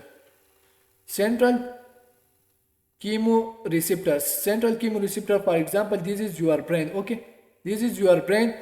These have a cerebrospinal fluid. Okay, the central chemoreceptor are present, are bathed in this cerebrospinal fluid. Okay, so you have to remember this, that are bathed in the cerebrospinal fluid. Okay, and actually a cluster of neuron. So it actually partial change of partial pressure and pH, carbon dioxide and pH. For example, central chemoreceptor is monitor carbon dioxide concentration and pH.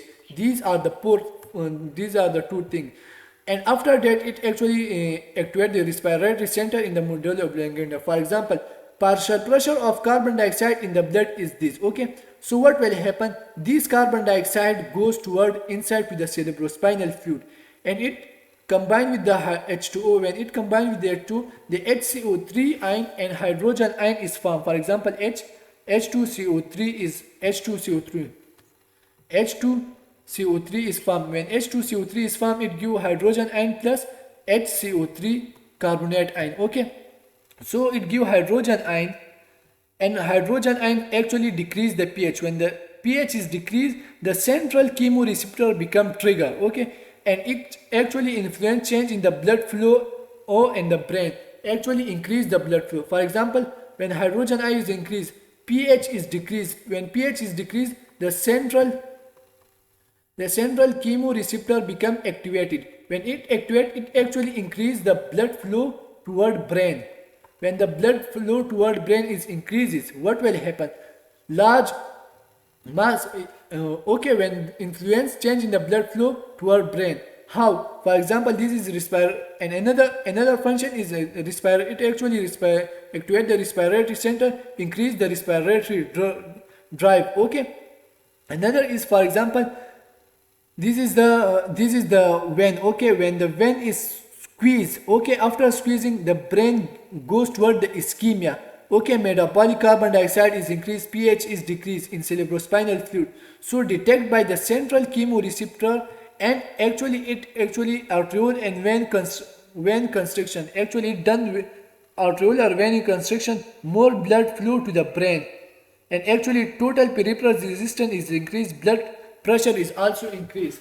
When the blood pressure is increased due to this mechanism, okay, the abnormality in the brain, okay, this is called Cushing reaction. When the blood pressure is increased in response to increased intracranial pressure, okay, what will at that process is called Cushing reaction, having Cushing. So now we will simplify this mechanism now. How? So the first thing is, for example, when hydrogen ion is increased, actually central chemoreceptor activated, and central chemoreceptor when central chemoreceptor is activated, okay, actually it increase blood flow to the brain. One function, when blood flow to the brain is increased, there is the cerebrospinal fluid is increased, or the pressure, more blood goes toward the brain and the pressure is increased. Okay, in the brain. One thing is that you have to remember this. Another, and more blood flow, so the hydrogen ion become normal here. Another is it actually central chemoreceptor respiratory center. Activate the respiratory center. When respiratory center is activated, okay, it actually increase the respiratory rate. So this mechanism. Now what will happen? Respiratory rate is decreased. Another thing is, for example, this is the vein artery. If this become constricted, what will happen? Brain goes toward ischemia. Brain ischemia happen.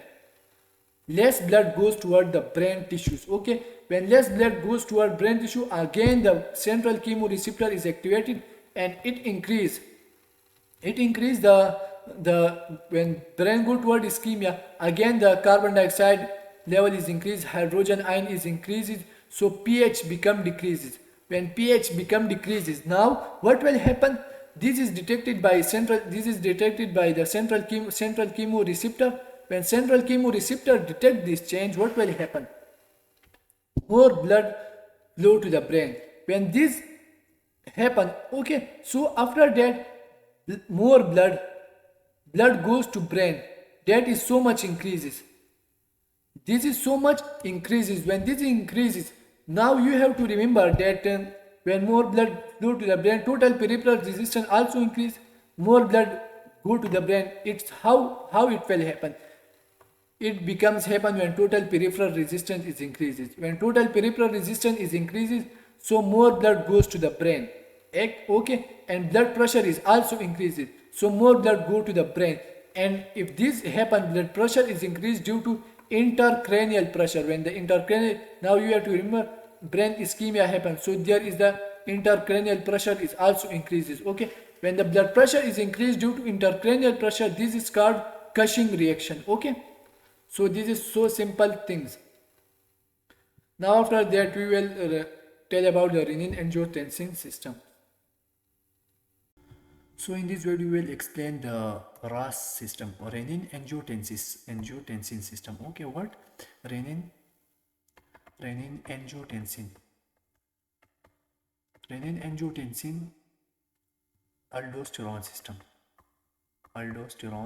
Okay, so we will explain renin-angiotensin aldosterone system, what it's and how. So first of all, actually this is the kidney. Okay, this is the kidney. If you enlarge this area, okay, you will see like this. Okay, so this is the, here is the corpus, renal corpuscle. Okay, renal corpuscle consists of, one is the capsule and one is the glomerular. Okay, so you have to remember, this is about the, first of all, let's come RAAS. R RAAS, what it do? RAAS actually, one is the actually it is the renin. One is the renin release and another is the aldosterone system. So when renin is increases, it actually activate angiotensinogen into angiotensinogen 2, angiotensin 1 and angiotensin 2. After that, angiotensin 2 is actually in the lungs, but you have to just remember like a scratch that renin is increases, actually it increase the blood pressure. Okay, when aldosterone is increases, okay, when aldosterone is increases, it also increase the blood pressure. So these are the two mechanisms. Now you have to remember that what things that increase the renin increase, what things that renin, that due to which the renin is increased. Renin is actually released by the G cell. Okay, G cell and renin is released by the G cell. So G cell are actually activated. For example, G cell. G cell is when something activate the G cell, it actually release the renin, and renin increase the blood pressure. So what are the dead cell? There are three type of cell. One is the, you have to remember that one is the one is, here is the in baroreceptor. One is the baroreceptor, baroreceptor. Baroreceptor, if there is the blood pressure is decreased, it activate the J cell and J cell release. Another is the neuromuscular junction. Neuromuscular junction activate the J cell and actually it increase the blood pressure. Another is the another is the actually the another cell that is called macula densa. That is called macula densa. These three are the cells that actually due to this the J cell activate and that release the renin and that increase the blood pressure. So the all mechanism is like this. And aldosterone, what it aldosterone do? Another is the aldosterone. Aldosterone is actually absorb sodium. Absorb sodium. When sodium is absorbed, more water H2O is also absorbed. Okay, in the kidney. Okay, when H2O is absorbed, so blood volume is increased and blood pressure is increased. So these all are the summary of the renin. So we will explain in the detail. So first of all, you have to understand this is the capsule. Okay, in this capsule there is the glomerulus. These are the blood vessels that come to the here. Okay, and you have to, there are two arteries, two arterioles. One is the efferent. This is the efferent. Efferent means that the blood goes through this, and efferent mean efferent. Efferent mean that the blood go out. Efferent. How can you remember? E mean exit. Here is E, so mean here is the exit point. Here is A. A mean addition. Here is the addition of the blood atom. Okay. So now come here. So first of all, the first thing is you have to remember these are things. The cell that is present to here, okay, is called juxtaglomerular cell. Okay, another is the cell that is present here. Okay, that is called macula densa. Macula densa.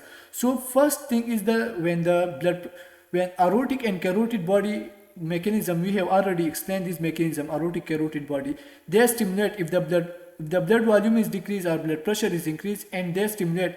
So sympathetic nerve fiber, through sympathetic nerve fiber, the signal comes to here the JJ cell, and JJ cell actually have a beta 1 adrenergic receptor. Okay, and that beta 1, due to beta 1 adrenergic receptor, the release of renin occur. Okay, the release of renin occur if they are needed. Okay, another thing is the baroreceptor. Baroreceptor are present at the juxtaglomerular cell here. Here are the along here the juxtamedullary along here the baroreceptor is present. This is the baroreceptor along the G cell. Okay, so when they stretch, okay, they stretch, it means that the blood pressure is so much high, so it inhibit the renin release. If actually this baroreceptor is collapse, if this collapse, it means the it stimulate the renin release. It means that the blood pressure is less. So the renin is released and renin increase the blood pressure.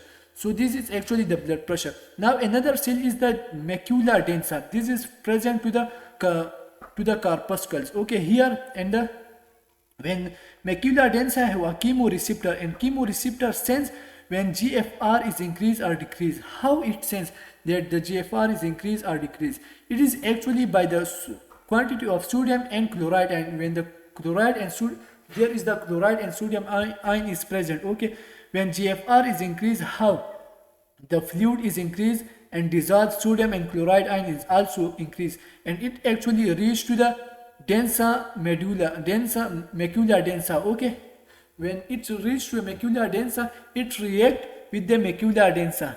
When react with the macula densa, and this release the prostaglandin E2, PGE2, and this PGE2 goes toward the J cell and activate the JJ cell, and JJ cell release the renin. Okay, so when it release the renin, the other function we will explain. So there are three things. One is the baroreceptor, another is the neuromuscular junction, another is the macula densa cell, and macula densa cell release the prostaglandin. Okay, if you use the NSAID, okay, and say non-steroidal anti-inflammatory drugs, okay, actually it decrease the blood pressure. But how? Actually it actually stop the prostaglandin E2 formation, so it cannot, the GJ cell cannot activate it and the renin cannot release. That's why the blood pressure is decreases through NSAID. Now another thing is you have to renin and angiotensinogen. First of all, when the renin is released, this renin is released. Okay, when this renin is released, what will happen? The thing when the renin is released is it angiotensinogen it convert the angiotensinogen into angiotensin 1. Okay, and this is have 10 amino acid. When angiotensinogen goes through the capillaries to the lungs, and here and there in the endothelial cell, there is the angiotensin converting enzyme. And angiotensin converting enzyme work. What will it do? It convert angiotensinogen 1 into angiotensinogen 2. It is actually 8 amino acid. Okay, angiotensin 2 is actually 8 amino acid. So this angiotensin goes toward the arteriole, etc. And here on the smooth muscle, it work on the smooth muscle. And vasoconstriction, it do vasoconstriction. First of all, it do vasoconstriction, increase the resistance to the blood flow. When the resistance to the blood flow is increases, the blood pressure is automatically increased. Okay, now we will explain the angiotensinogen 2 function. That what angiotensinogen 2, how it can actually increase the blood pressure. Okay, so come here, angiotensinogen have receptor site, one on the kidney. If angiotensinogen level predominantly, there are efferent arteriole. Okay, more response to angiotensinogen 2. So first of all, if the angiotensin 2 is low level, if this is in less amount, so it means that the blood pressure, if the angiotensin is 2, it means the blood pressure will be less. Okay, as the response of angiotensin less amount, the blood pressure will be decreased. How? It actually, if this is in less amount, it only constrict the efferent arteriole. Okay, this is the efferent arteriole. It only constrict the efferent arteriole. Okay, for example, this is the efferent arteriole, and this is the afferent arteriole. This is the efferent arteriole, and here is the glomerular seal. Okay, now it actually constrict the efferent arteriole, and blood come here.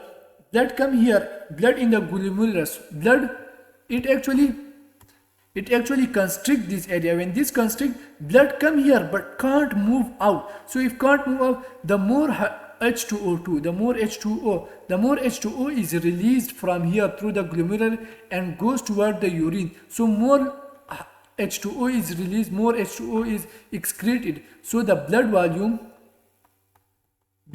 become less. When the blood volume is become less, blood pressure become also less. So this is the simple mechanism. Okay, this is so simple mechanism. Now if there is a high level of angiotensin 2, if there is high level of angiotensin 2, so what will happen, there is the efferent and so now come here that we have, when low level, the GFR is increased. Okay, it actually constricts the efferent arteriole. GFR is increased, more water is released, so blood pressure is decreases. Okay, when they are present in the high amount, so if they are present in the high amount, what will happen? This is the efferent arteriole, this is the efferent arteriole. Okay, so both of them constrict. When both of them constrict, less blood move in and less blood move out, and less H2O is secreted. If less H2O is secreted, it means that H2O is stored in blood. Okay, H2O is stored in the blood, not excreted. So blood volume is increased. Blood volume is increased. When blood volume is increased, it means that blood pressure is increased. So the blood pressure is increases. Now it is when present in the high level angiotensin, efferent and efferent arteriole constrict. Okay, renal blood flow decreases, GFR, glomerular filtration decreases, and blood pressure is increasing. This is simple mechanism. Now another thing on the distal convoluted tubule, it also acts on the distal convoluted tubule. In distal convoluted tubule, it actually, when this is present in large amount of angiotensin, resolve more sodium. When more sodium is absorbed from the filtrate, so more H2O come inside and more H2O is absorbed. Okay, now another thing, it also activates the hypothalamus. What?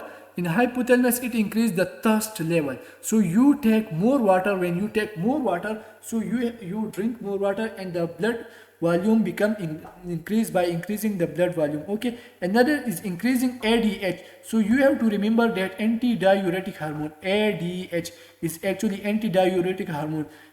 Remember this equation: water, H2O, reabsorption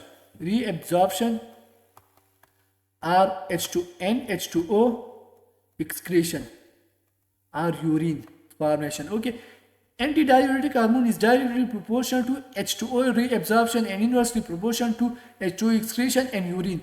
If ADH is increased, mean H2O reabsorption is increased. When H2O reabsorption increases, blood volume is increased. When blood volume is increased, blood pressure is automatically increased. Okay, so now it also in the hypothalamus, ADH is increases, and ADH work on the distal convoluted tubule and collecting duct. More aquaporin activated and more water is absorbed. When more water is absorbed, now see here, thirst and water reabsorption is increased. So blood volume is increased. So pressure is equal to blood volume multiplied by total peripheral resistance. Okay, if blood volume is increases, so the pressure will automatically increase. Okay, now you have to remember, now this is all about the renin. Now we will tell about the angiotensin 2. Angiotensin 2 also work on the cortex. Okay, this is the kidney, there is the cortex. Okay, in the cortex there are this is the cortex, this is the medulla. Okay, so from here you see that this is the three area of the cortex. GFR, you have to remember GFR: zona glomerulosa, zona fasciculata, zona reticulata. These are the three area, and from the zona glomerulosa there is aldosterone is released. Okay, by the angiotensin 2. When aldosterone is released, what it will do? It actually aldosterone at DCT and collecting duct through distal convoluted tubule and act on the distal convoluted tubule, and in the collecting duct have aldosterone receptor, and aldosterone receptor complex. What it do? For example, when the aldosterone is released, okay, it goes toward the aldosterone receptor complex. Okay, so you have to remember that This is the lumen. Okay, this is the lumen, this is the lumen. Here are the, these are the cells, okay, collecting that etc, and this is the blood. Now here are, now here it activate the there are the channel that is called sodium potassium channel. Mean it absorb, it actually the absorb the sodium. More sodium come him from the lumen to the here, and from here to the blood. More sodium come inside. When more sodium come inside, again the more water also can come inside like this, and potassium is excreted to the lumen. Okay, so it causes hype. If this is so, more potassium is excreted and more sodium is inside, come inside. When more sodium is come inside, so more H2O comes inside, and blood volume is increased. When blood volume is increased, blood pressure is automatically increased. This is simple mechanism. Okay, now we have all, we explain these all things. Okay, blood pressure is increases. Now another thing is you have to remember that if this aldosterone angiotensin is more hyperactive, it means that more potassium is excreted. More potassium is excreted, that means more potassium is moved out from the body, so it causes hypokalemia. And hypokalemia is very maybe danger, is very dangerous sometime. Okay, because it actually decrease the heart rate. Okay, also arrhythmia is caused by it, and T-wave flattening etc also caused by it. Okay, now we have discussed the aldosterone system mechanism. So simply we have to remember it. Okay, thanks for watching. Subscribe the channel and like the video. Explain the cardiac cycle. Okay, we will explain the cardiac cycle. Okay, cardiac cycle so much easy. Okay, so you have to you will understand everything so much easy. So here is the cardiac cycle. So cardiac cycle, the first thing is the, you have to understand the cardiac cycle is that what, for example, this is your heart. Okay, heart have 4 chambers. One is the two, well, these are the atria. Okay, and these are the ventricle. Okay, so for example, this is the left atria and left ventricle. This is the right atria and right ventricle. Blood come here, and blood, for example, blood come to both of them. Okay, and from both of them they move. Okay, from the right, all blood from the body come to here. Okay, and from the atria go to the ventricle, and from the ventricle it go to the, pulmonary trunk. Okay, pulmonary trunk, through the pulmonary trunk. This is the, I will draw. From here it go toward the pulmonary trunk. From here it move toward the pulmonary trunk. Okay, and from the left end, and from the lungs, from the lungs it comes. From the lungs it comes to the left atrium and left ventricle, and from the left ventricle it goes through the aorta. It goes through the aorta to all body. Okay, so this is simple mechanism. We will explain that how this is your heart, how this contract and not how this contract in the legs. So we will explain it in the cardiac cycle. So the first thing is the atria. So both of them will occur at simultaneously. Okay, so we will explain only one atria and one ventricle. For example, there are 4 chambers. If the atria contract here, atria also contract here. If the ventricle contract here, ventricle also contract here. If it complete in 0.8 second, they also complete in 0.8 second. So we will explain only one of them. So now just go to the cardiac cycle. One is the atria. The first is the atrial contraction. Okay, after that atrial contraction, when the atria contract, okay, what will happen? Another isovolumetric contraction here take place, then rapid ejection, and then ventricular systole occur, and rapid ejection. Okay, so the first thing is you have to remember that in the cardiac cycle, one is the atria contraction, another is the ventricular contraction. Mean dice atria, when now first of all when the atria contract. Okay, for example, now this is your heart. Okay, First of all, diastole, the blood goes to the heart, okay, to the atria to the ventricle, both of them, okay. When the ventricle fulfill, okay, and now more blood can't to come it passively. So after that, the atria, this is the atria contract all the blood to the ventricle by forcefully, okay. When the atria contract, after that what will happen? So the atria contract, okay. Now when the atria contract, this is your atria contract, it force all the blood to the ventricle, okay. After that what will happen? Isovolumetric contraction start, okay. Isovolumetric contraction, this the after that, this is the mitral or tricuspid valve, they closes, okay. The atrioventricular valve closes, and this is the ventricle move blood to the from this move blood to the aorta and pulmonary trunk. So after atria contraction, if the atria contraction occur, what will happen after that?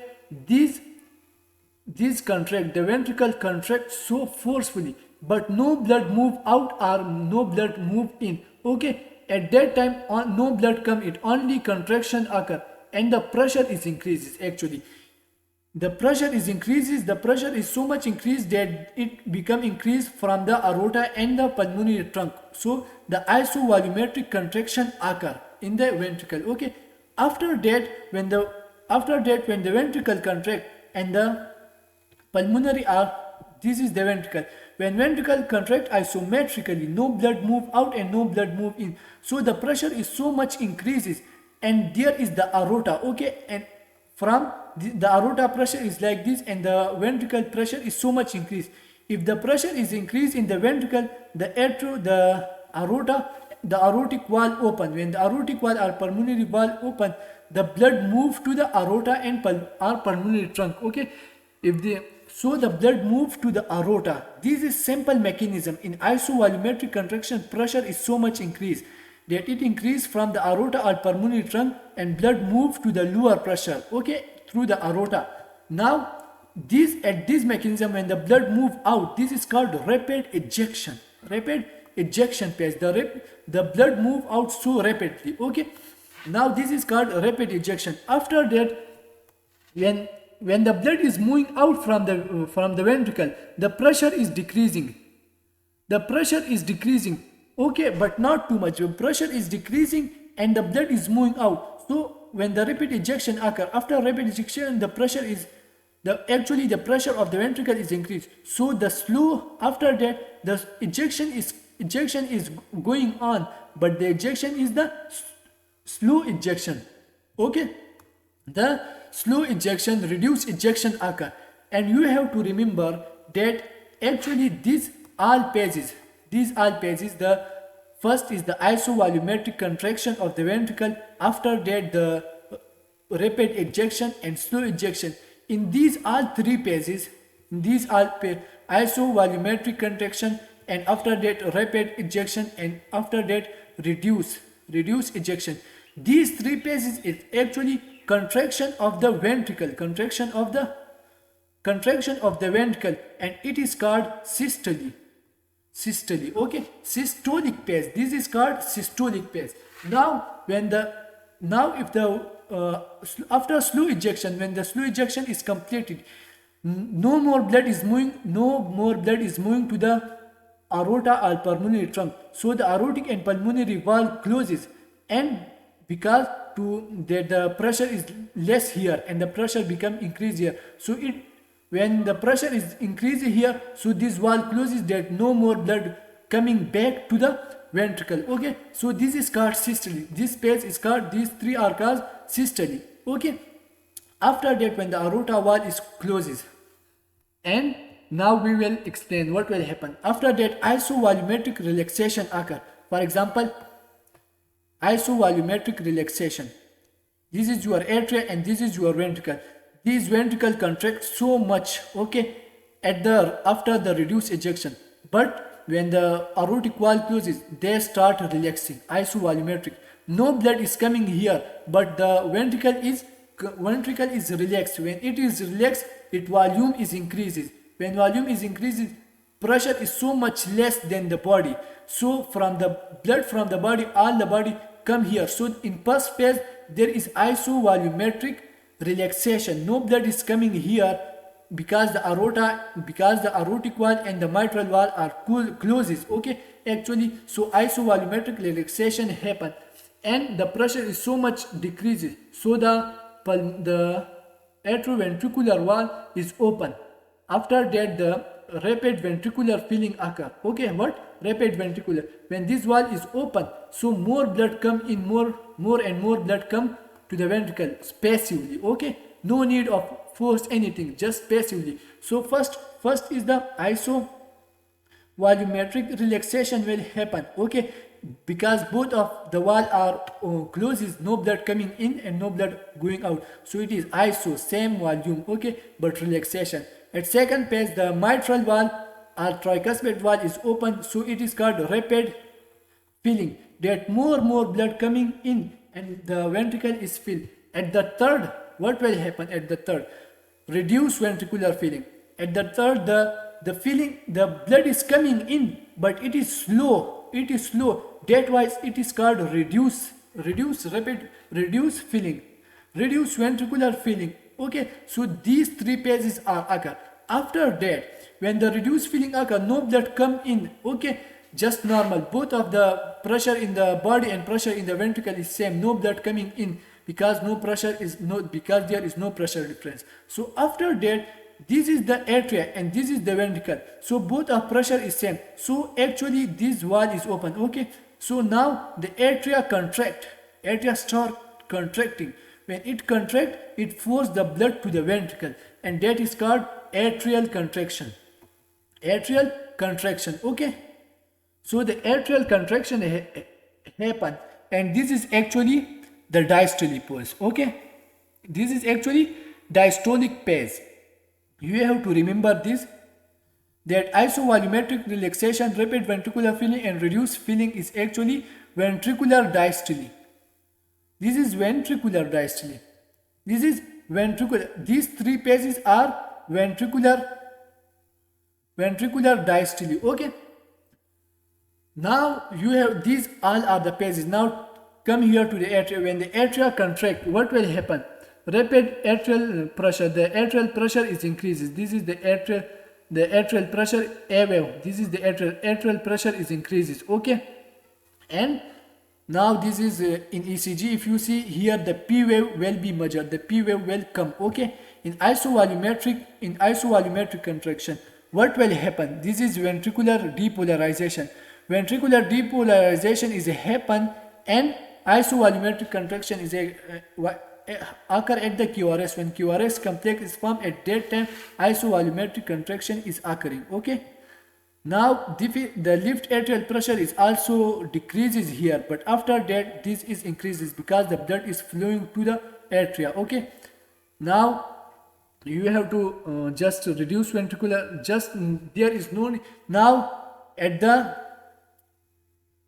rapid ventricular ejection. What will happen at the rapid ventricular ejection? This is the pressure. Okay, pressure is so much increased. Now the pressure is decreasing, and the ventricular is when the blood from the ventricle move to the aorta. Okay, and here is called ST segment. At ST segment, the ventricular ejection is occur. Period between the ventricular depolarization and repolarization is called ST phase.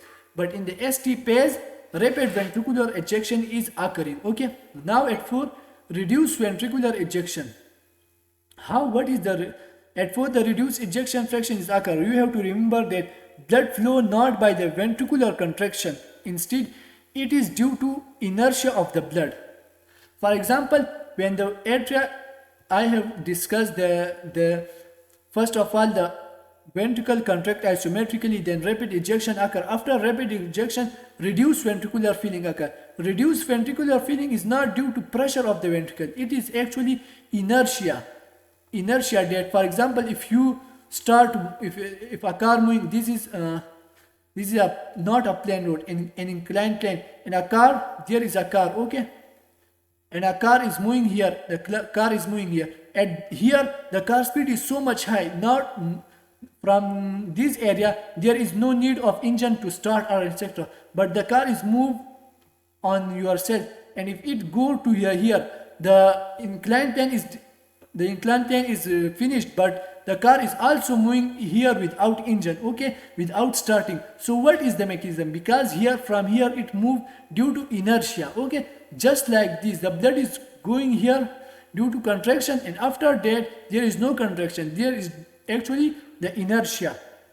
Now ventricular diastole is actually isovolumetric relaxation. At isovolumetric relaxation, what will happen? This is the aortic pressure. The aortic pressure is actually decreases, okay, and after that it is increases, because first when the blood is not moving to inside, not moving to the inside, the when the aortic wall contract, so the pressure is increasing.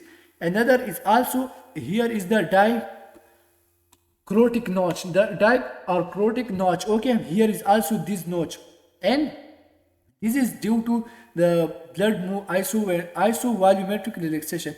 Blood is coming to the atria, okay, here, okay. Now the diaortic notch, the pressure is actually decreasing here, okay, in the ventricle. So left ventricle. Now see here, this is the aortic pressure and atrial pressure. Here is also the atrial pressure. In atrial pressure, first it is decreased, but isovolumetric means that blood is not moving to the ventricle. It is accumulated in the atria. So the atrial pressure is increases here, and the left ventricular pressure is decreases so much.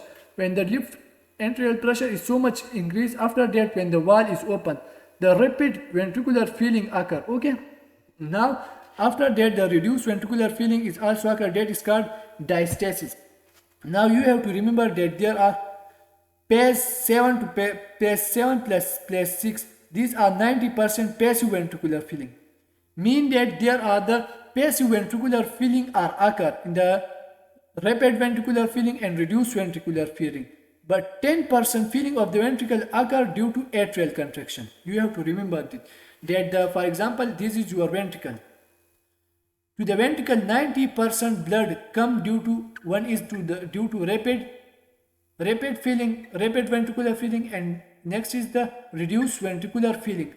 This is 90%, okay, and 10% is due to atrial contraction. Atrial contraction, okay, 10% is due to atrial contraction. Now this is so simple things.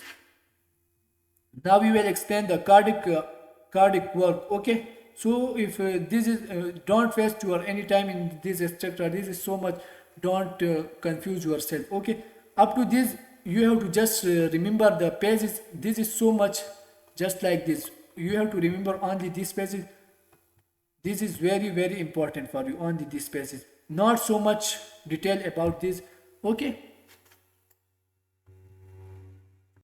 Now we will explain the cardiac output, okay. Cardiac work, okay. What is the cardiac work? Okay, cardiac work, that there you have a heart, okay, and the heart always doing work.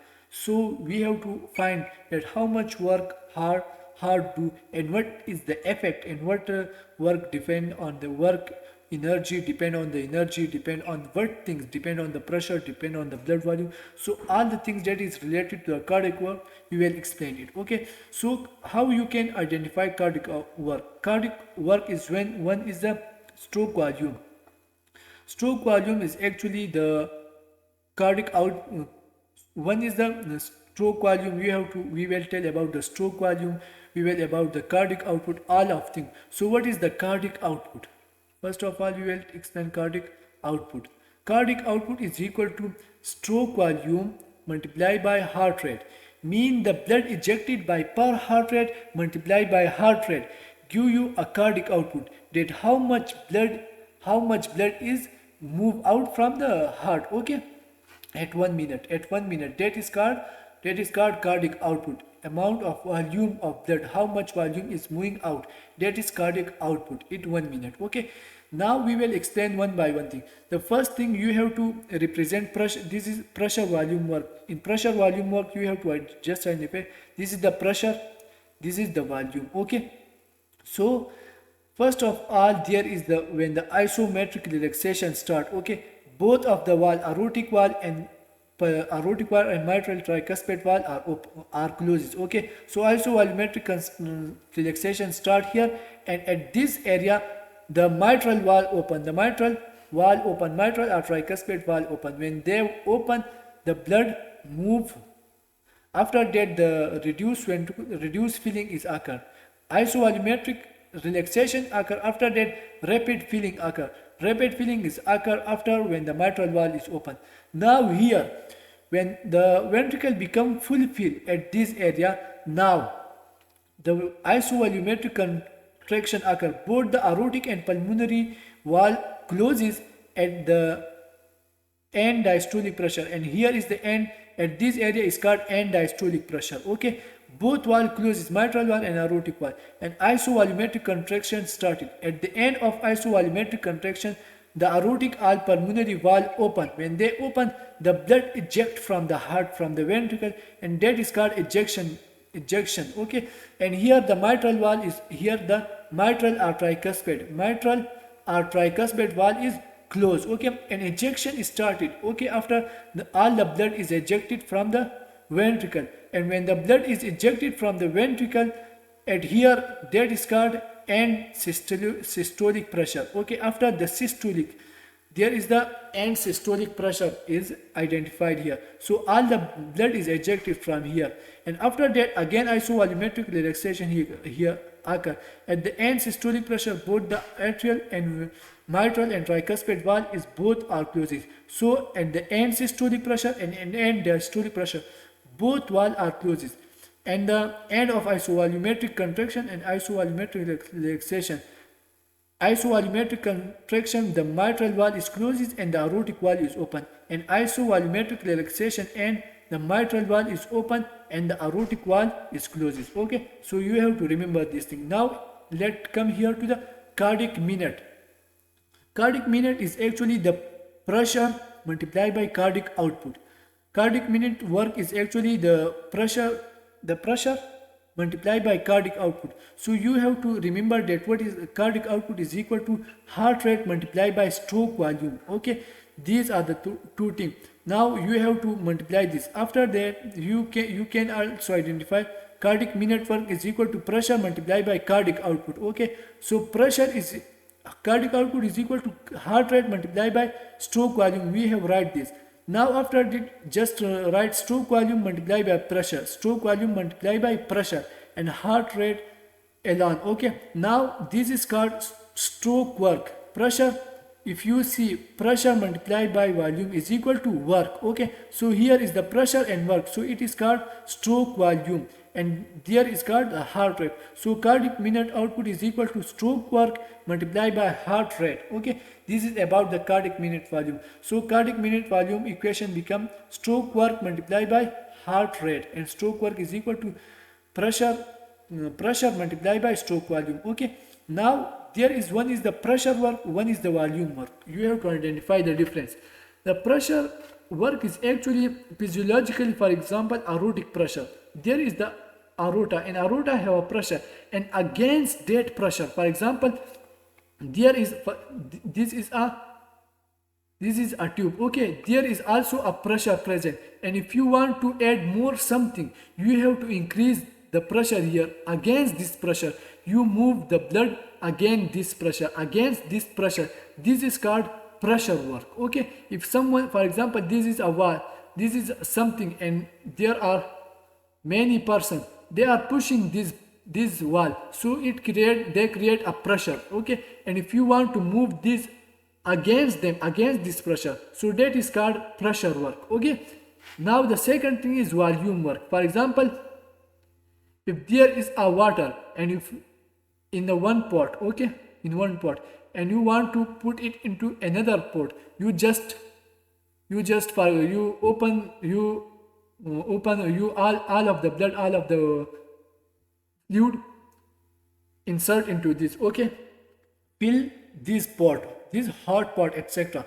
So this is called volume work. You give volume to something. For example, this is the artery. Okay, and from this volume you you give this volume of blood to here, this is called volume work. Okay, you transfer volume from this area to this is called volume work. How much volume, this is called volume, and against how much pressure, that is called pressure work. So mostly the energy is used actually due to pressure, against the pressure. So the pressure work is more important, and pressure work use more energy. Okay, the pressure work more use energy. You have to know this answer. So one is the pressure work, another is volume work.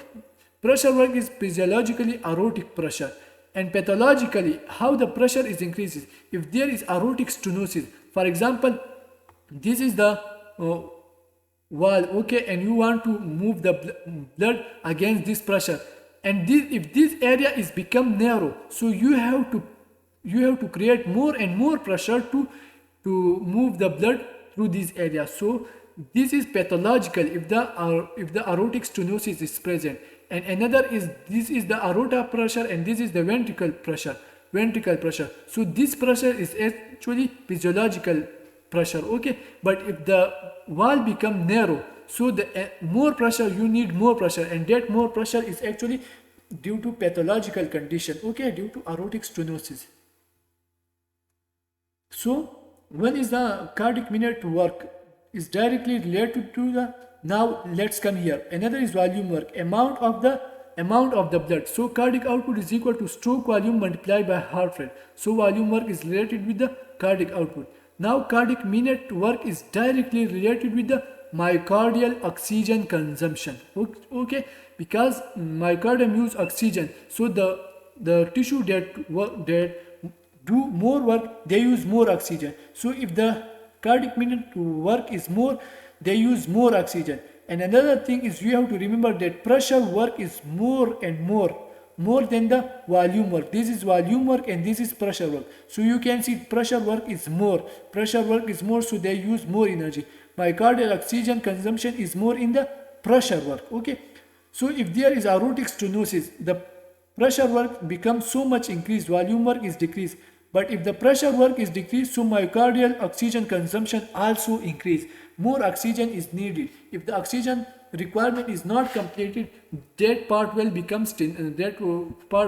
ischemic. Okay, now you come here, left ventricle and right atrium. They both of them extract same volume. Okay, so the volume work is same. Now come here, there is the aorta in the left. From the left ventricle, blood goes toward the aorta, and from right ventricle goes toward the pulmonary trunk. Okay, so aortic pressure are 100 millimeter of Hg, and pulmonary pressure is 15 millimeter Hg. So the 100 millimeter Hg pressure is so much large. Okay, so left ventricle do more pressure work. They do more pressure work. Ventricle, so that's why its ventricle is thick wall. Its ventricle wall is thick. That's why, because it have used more oxygen. Ventricle wall is thick, so it use more oxygen. And the right ventricle push against the 15 millimeter Hg, so less pressure work, and the ventricle wall is thin and less oxygen is needed for it. Now come to the pathological condition. Pathological condition in the minute work. For example, if the systemic hypertension, if your body have hypertension, if systemic hypertension, so aortic pressure is so high, aortic pressure become so much high. If the aortic pressure is so much high, what will happen? The things that happen, that is called the if the aortic pressure is so much high, what will happen? That is called the stroke. Systemic vascular resistance is so much increased. What? In pathological, if the aortic pressure is so much high, it means the systemic resistance, systemic vascular resistance, or total peripheral resistance is increases.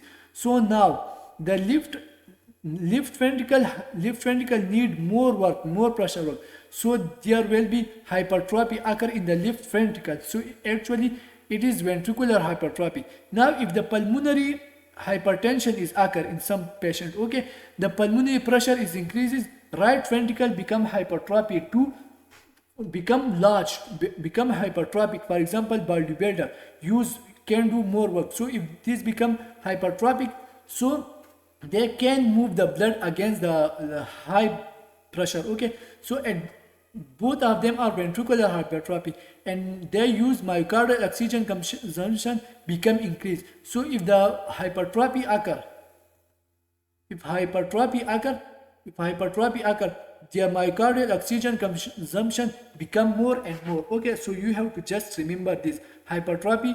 When there is hypertrophy, there will be myocardial oxygen consumption is more. Okay, and sometimes it is maybe physiological. How, for example, in the athletes, etc., the hypertrophy is actually physiological. Okay, we will explain it. So this is about the, we will explain the cardiac output, etc. Okay, so thanks for watching. Like the video and subscribe the channel. Thanks for watching. Now we will explain the change in pressure volume loop. Okay, I have already explained this volume loop. Okay, this volume I have already explained it. We will change in the pressure volume loop. Okay, first of all, you have to remember this is pressure. Okay, and this is volume. Okay, so here you start from the end systolic pressure. For example, when the ventricle become empty. Okay, after that the isovolumetric relaxation occur. Both the mitral tricuspid and aortic wall are open. This wall and this wall, both of them are closes. Okay, when they are closes, what will happen? Their size increase, the ventricle increase, mean relaxation occur, but it is isometric. No blood move in and no blood move out, because the volume of the blood is same, but the pressure is decreasing. So the pressure is decreases here, and it at the end systolic, and it is now it come here, it is end systolic pressure. Okay, and it is end systolic volume. Now after that the relaxation occur when the mitral and tricuspid valve open, so blood move to it. Okay, and actually the ventricle become filled. When the ventricle become filled and the diastole completed. Okay, so after that what will happen? This mitral, here are the aortic wall is closes. Okay, aortic wall closes and the mitral wall is open. And after that, when the end diastolic pressure, when the diastole is complete, this is the end diastolic pressure. Okay, after diastole there is isovolumetric contraction occur, because both this and both of them wall is closes, because now ventricle is full. Now this blood need to move through the aorta. So for that purpose the isovolumetric contraction occur. The pressure of the ventricle is so much increased. When this is so much increased, now the aortic wall open. When the aortic wall open, the ejection occur, the rapid ejection and then reduced ejection. This is rapid ejection and this is reduced ejection. And after the ejection, the both wall closes. Okay, the aortic wall closes and the mitral wall also closes. Okay, is already closed, but in the now here the both wall are closes. So at the end systolic pressure and end diastolic pressure, both wall is closes. Okay, you have to remember. And the end of isovolumetric contraction, at the end of isovolumetric contraction, aortic wall is open, and the end of isovolumetric relaxation, the mitral or tricuspid wall is open. You have to remember. Now we will take changes in this loop. For example, first if you increase the preload, what will happen? This line is preload. Okay, you have to by the basis of the color. If you increase the preload, and diastolic volume is increased. How? If you increase the preload, mean more blood is moved in. If more blood is more in, so more blood move out. So more blood move out. But if the end diastolic, here is the end diastolic volume is increases, but the pressure, less pressure is also increased. After that, what will happen? Actually the volume is increased. When the volume is increased, so stroke work is increased. Stroke work is actually pressure multiplied by volume. So if volume is increases, our cardiac output is equal to stroke volume multiplied by heart rate. If the volume is increased, so the stroke work is also increased. Okay, now the second thing is, if in the black color is like this. If you increase the afterload, mean the total peripheral resistance or the resistance to blood is high in the aorta. So what will need high pressure in the aorta? So now more pressure is needed to the this point. Now here is the, this is iso at the end of isovolumetric contraction. Now at the end of isovolumetric contraction, pressure at normal is this, but at the after, if the after load is increased, the pressure is so much high, okay, after the isovolumetric contraction, so pressure is so much high, so mean, but stroke volume become less. Stroke volume now you can see this, the area, the volume is become this. This is the stroke volume, the distance between two. For example, this is the distance between the end diastolic volume and end systolic volume. End systolic, this is end systolic volume, end diastolic volume. The distance between them is called stroke volume. So actually here it is decreases, when it is decreases, but the stroke volume is decreased and the pressure is so much increased, so stroke remains stable. Okay, now pressure is increased but volume is decreased, so actually stroke work is decreased, stroke work remains same, not, okay, you can see it from this diagram, the area of this and this, the area of normal and the area of the after load is same, because here is volume decrease but the pressure is increased. Now the next thing is called increased contractility. If you increase contractility, it means that after the isovolumetric contraction, more blood is moved out. If more blood is moved out, so you can see that the stroke volume is increased here. You can see the stroke volume is increased here. More blood is moved out. This is actually normal. This is normal. And if you can see, if you increase the contractility,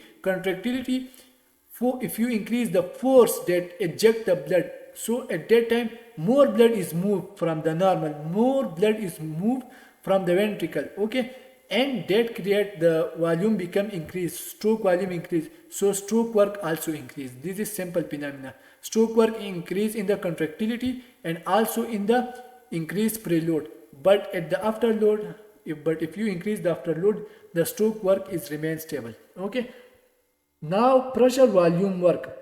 If you increase the preload and contractility, stroke work is increases. Okay, if you increase the afterload, the pressure load is increased, stroke volume is decreased, but the stroke work is stable. Okay, preload and contractility increase the stroke work, but the afterload increase, not increase the work. Okay, not increase the stroke work.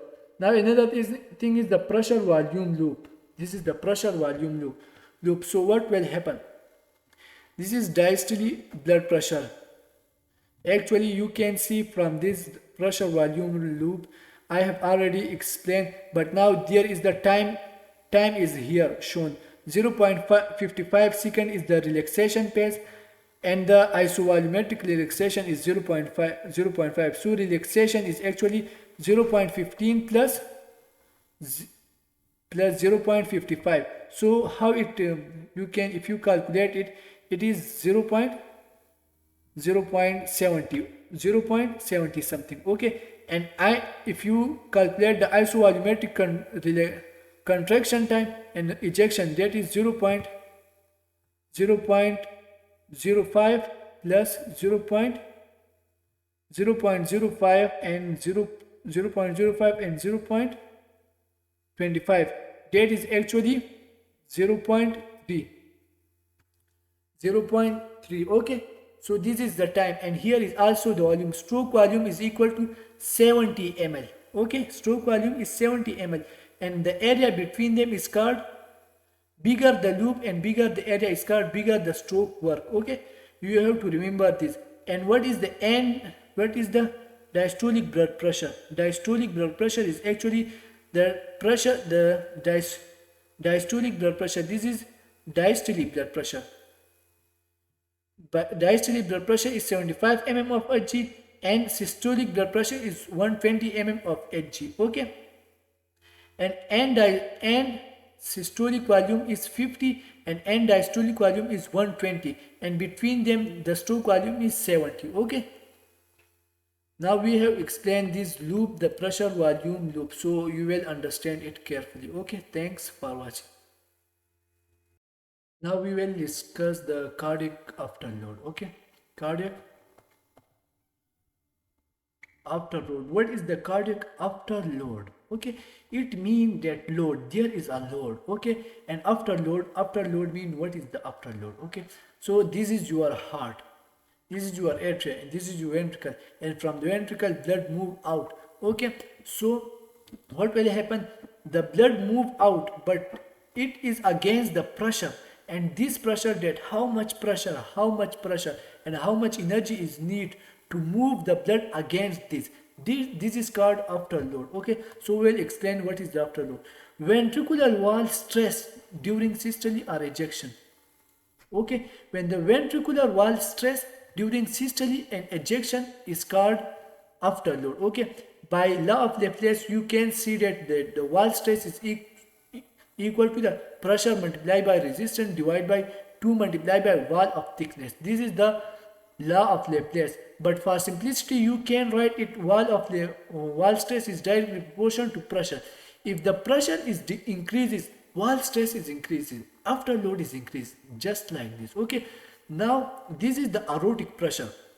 Aortic pressure is normally like this. Okay, and this is the ventricular pressure. So ventricle at diastole, the ventricular pressure is so much low, but systole the pressure is isometrically so much high, become a high to overcome the aortic pressure. If for example, if you this is your heart, okay, your safe heart, your lovely heart, okay, and here is the blood present, and here is the aorta have also blood present, but here is the pressure is so much high, 3x. Okay, and here pressure is just like 1. Okay, if you want to move this blood into this area, what you need to increase the pressure. If you increase like this, no.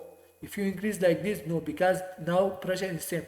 You increase like this, so much increase. So now all the blood moved from the some of the blood moved to this area, to the aorta. So this is simple mechanism. Okay, if you increase now here the pressure is increased from the aortic pressure, the blood move to the aorta. Okay, just like this. Now cardiac afterload is the resistance of the ventricle. Actually ventricle resist. For example, now this is the pressure. Okay, and ventricle contracts so much strong to this resistance to flow the blood into this area. Okay, now actually this cardiac afterload is affected by systemic vascular resistance, first of thing, another is the aortic pressure, and another is the wall disease. These three things are there: systemic vascular resistance, aortic pressure, and the wall disease. Okay, so first of all, aortic pressure. When the aortic pressure is increases, the afterload is also increases. This is simple mechanism. Now, with the systemic vascular resistance, for example, your system, your body have artery, veins, etc. What I am trying. Sorry for that. Your body have artery, vein, etc. all things present in your body. Okay, so if in the vein are the vessels. Okay, if the resistance is high, yeah, for example, this is your vessel. If they constricted, the resistance become high, but if they are dilated, the resistance is less to the blood, and less pressure and less work is needed. Okay, so systemic vascular resistance is actually vasodilating factor and vasoconstricting effect. In vasodilating factor, for example, if ANP is released, it relax the smooth muscle, and the systemic vascular resistance decrease, and afterload is also decrease, so less pressure is needed here. Okay, and ANP function, you have to remember the ANP function. ANP is, when ANP is released, it dilate the renal arteriole, and GFR is increased, more water is lost, and the blood pressure become normal. So you have to remember when the ANP is released, when blood move to the atria, when more blood move to the atria and ventricle, it sends and release the ANP and BNP. Okay, now wall disease, for example, there are many wall disease. One is the aortic stenosis. If the blood, for example, this is your sweetheart, okay, and from this area the blood move to the aorta. If this area is stenotic, if this wall is narrow, and so much narrow. So more pressure is needed to remove the blood, to move the blood. So that is called aortic stenosis. So more pressure is needed, more stress and more afterload. Now another is the mitral regurgitation. Mitral regurgitation is actually mitral wall is actually moved back. Okay, the stress is decreased, afterload is decreased. How? For example, this is your sweetheart. During contraction, the aortic wall open, but the mitral wall closes. But if the mitral wall can't close completely, so some of blood move through this area and some of blood move through this area. So it becomes so easy if you for example, a dog is moving behind you, okay, and there are two way to you. If there is one way, you have to move on that way, that is so much strong. If you have two way, you can move on both of them, because there are many parts. If there are many parts to you, you have relaxed, your stress become decreased, your afterload is become decreased. Just like this, if the moving path or the path is become increased, their stress is increased, okay, and the afterload is decreased. Their stress is decreased and afterload is also decreased, okay. Simple is that, everything is so simple. Now, so we have explained is, we will explain cardiac contractility in the next video. Thanks for watching. Now we will explain the cardiac contractility, okay. So about the cardiac contractility, what is the cardiac contractility? So first of all, measure the strength of cardiomyocyte to contract. How much it contract, how strong it contract, and this measure is called cardiac contractility. So this is the cardiac cells, okay, and they have a gap junction. We will explain. Here is the SA node. When SA node fired, the cardiac myocyte become activated and they contract. So cardiac myocyte, this is cardiac myocyte, okay, and they have intercalated discs, and intercalated discs, there is a present a gap junction, okay. In the gap junction, there is a potential etc. moving toward each other. Now membrane potential, for example, first of all, how it contract. First, there is a sodium channel. When sodium channel is activated, so after that sodium move in, they activate the calcium channel, and calcium move inside. When calcium move inside, okay, this calcium channel, this calcium, there is the calcium channel, this is the calcium channel. This calcium channel is they linked with, for example, this is the calcium channel, so they link with the another ryanodine receptor, okay, with the ryanodine receptor, and that ryanodine receptor is actually present in the sarcoplasmic reticulum. So if the calcium induce, okay, they activate the ryanodine receptor, and ryanodine receptor actually release the calcium from the sarcoplasmic reticulum. So if calcium is more come from the outside, okay, so it activate more ryanodine receptor, so more ryanodine receptor release, so more calcium is released from sarcoplasmic reticulum. So if calcium induce is more, calcium release is more. So you have to remember that calcium induce, calcium release phenomena is occur. If more calcium induce, more calcium is released, okay.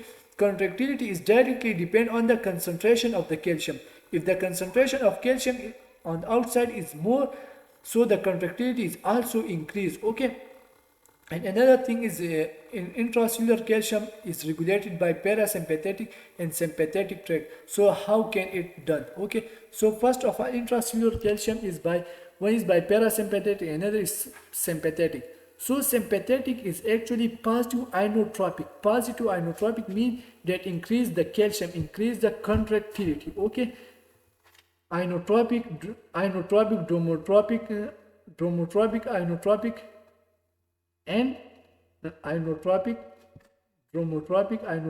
and one is another thing I don't remember, okay. So first positive, it is positive inotropic, dromotropic, chronotropic, inotropic. These are the three things, okay. We will explain that. So here is the positive inotropic. So positive inotropic, now what will happen, that there is the beta 1 adrenergic receptor. So norepinephrine is released, that activate the beta 1 receptor, okay. When these activate, they actually phosphorylation occur, and in phosphorylation there is called the, this is actually the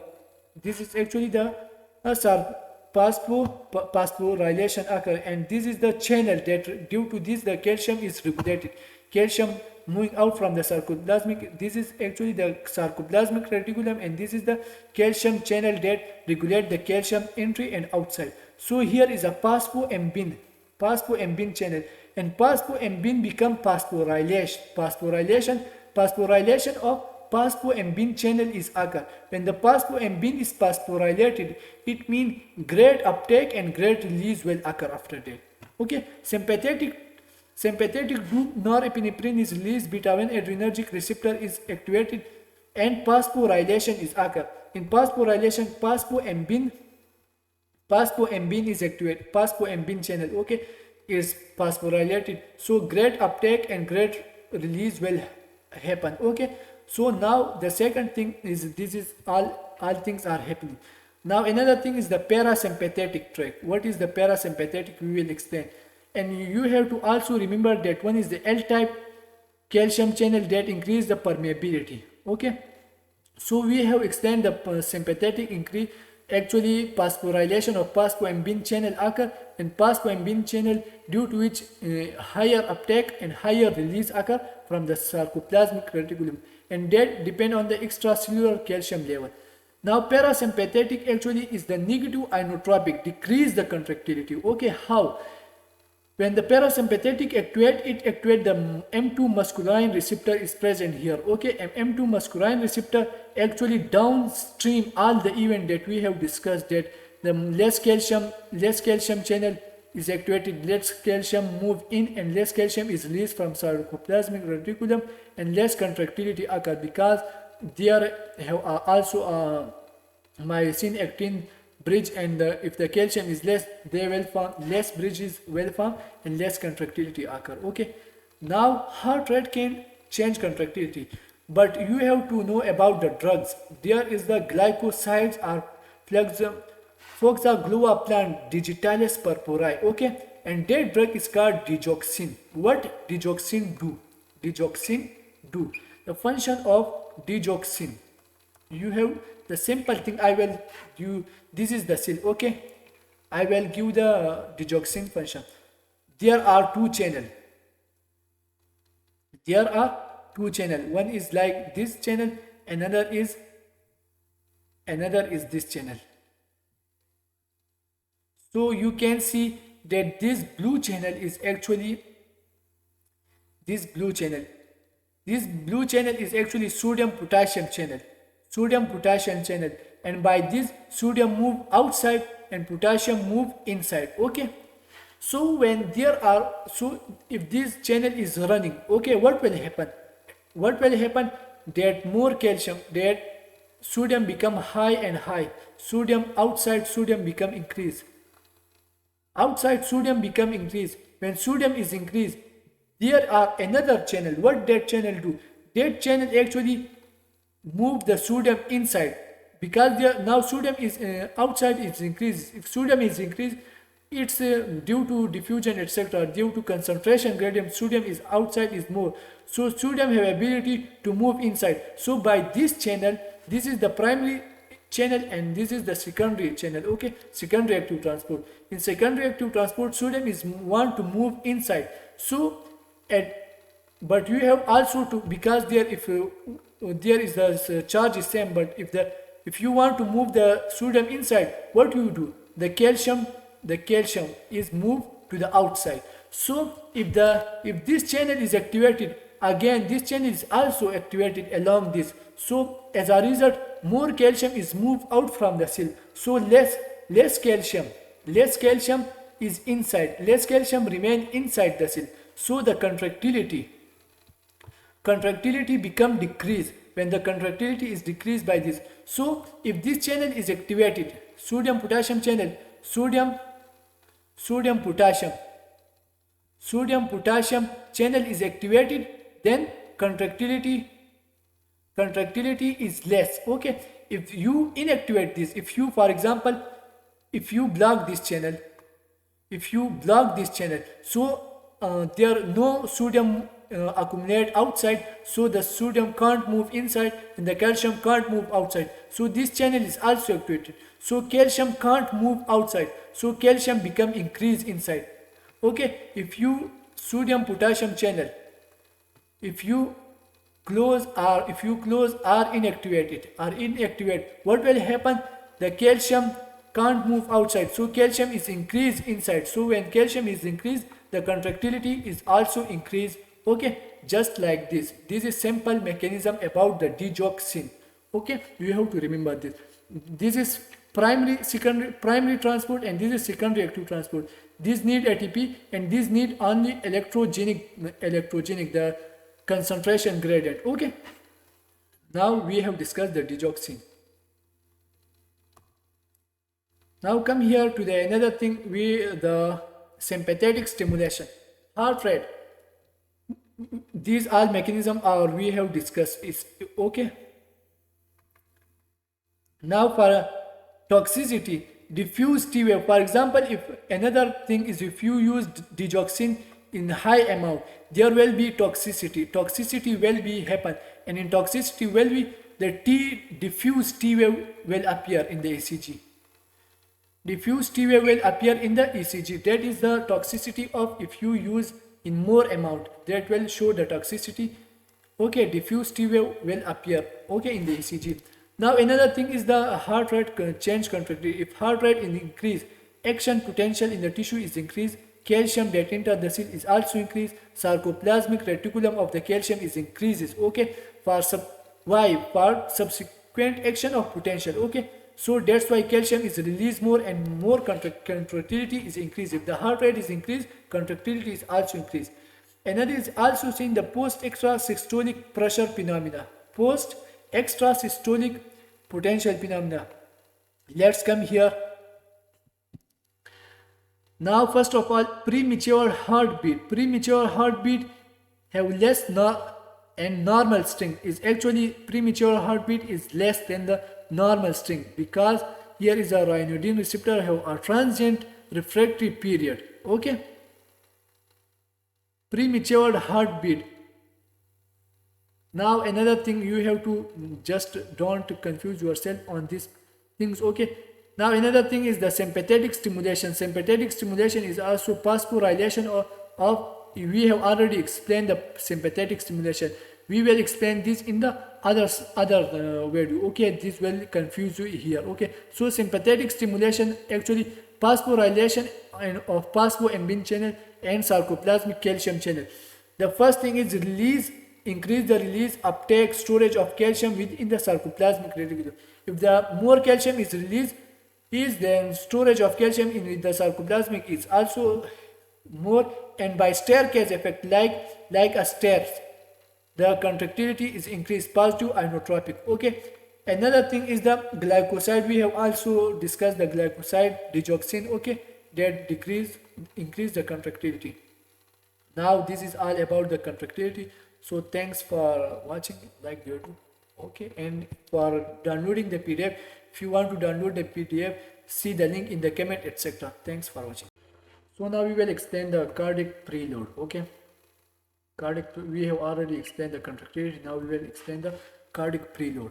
So cardiac preload is actually the load that is, for example, the load come here that is not ejected, that is called preload. Okay, so preload is ventricular wall stress at the end of diastole. When diastole is end, all blood move to the ventricle and diastole become end.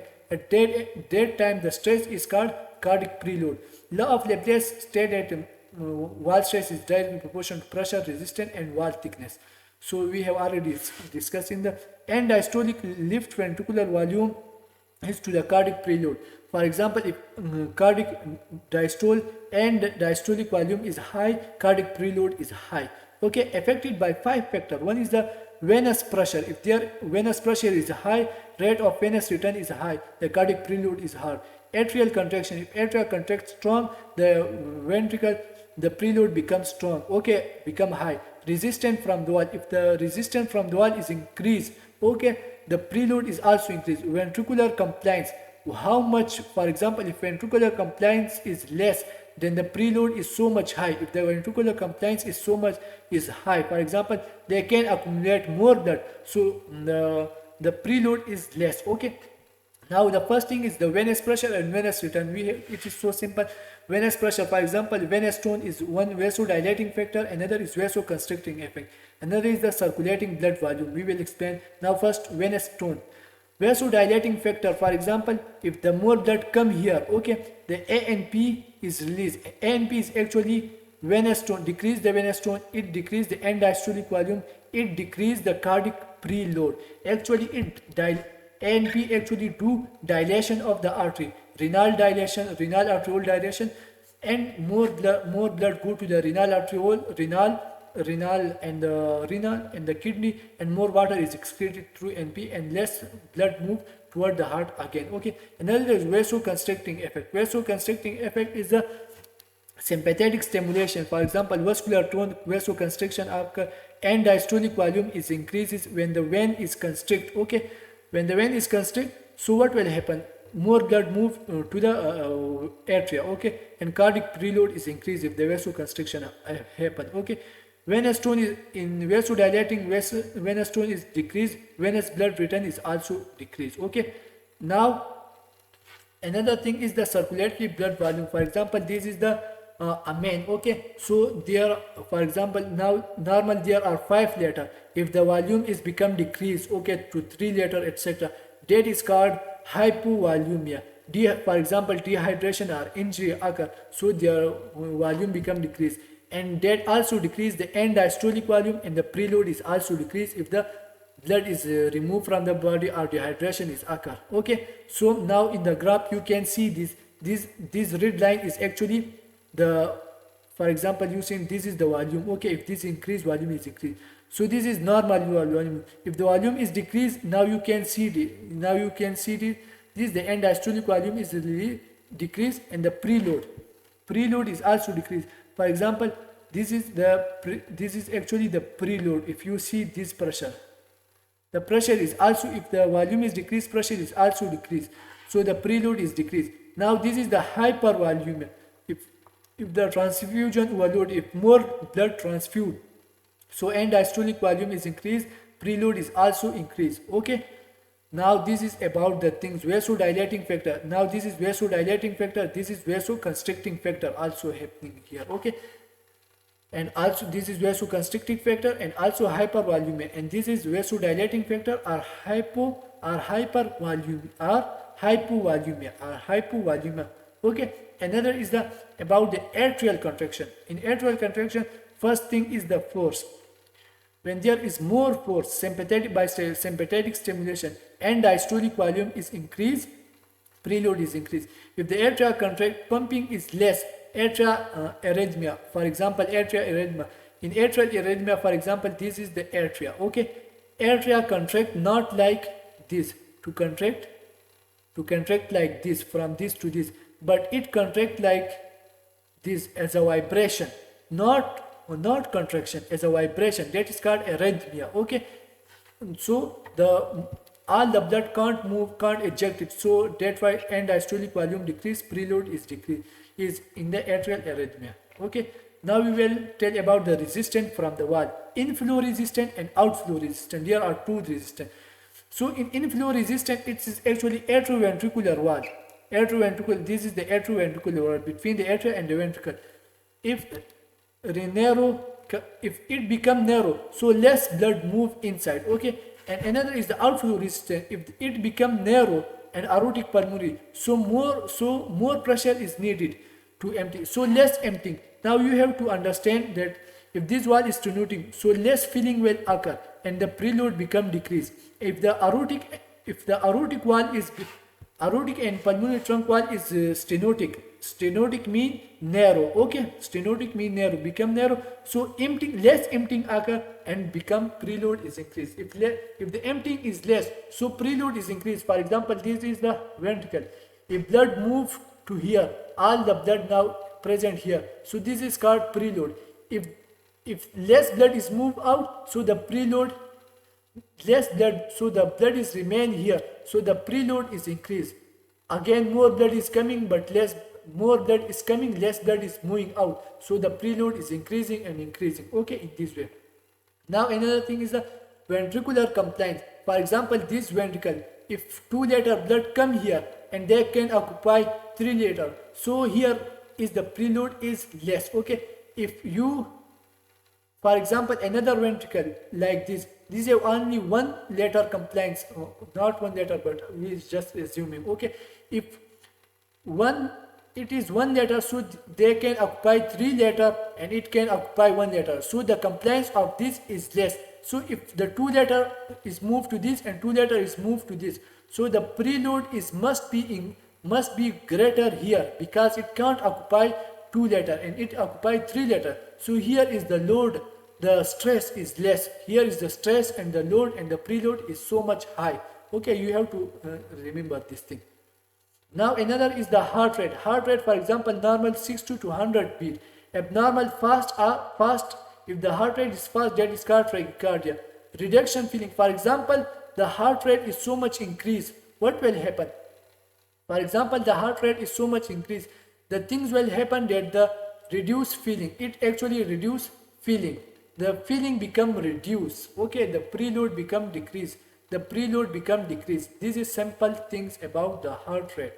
Okay. Now we will explain the Frank-Starling mechanism. In this video we will explain the Frank-Starling law. Okay, Frank-Starling law. F mean flow. It's all about flow. If the inflow is high, for example, there is a tank. If more blood, if more fluid is come, more fluid move. For example, there is a line.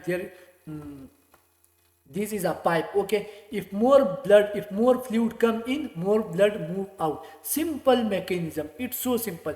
Why Frank-Starling we give its Frank-Starling law mechanism? Just remember that thing, okay. So sorry for that. Frank-Starling law, it's so when the more inflow come, the more the outflow become high, okay.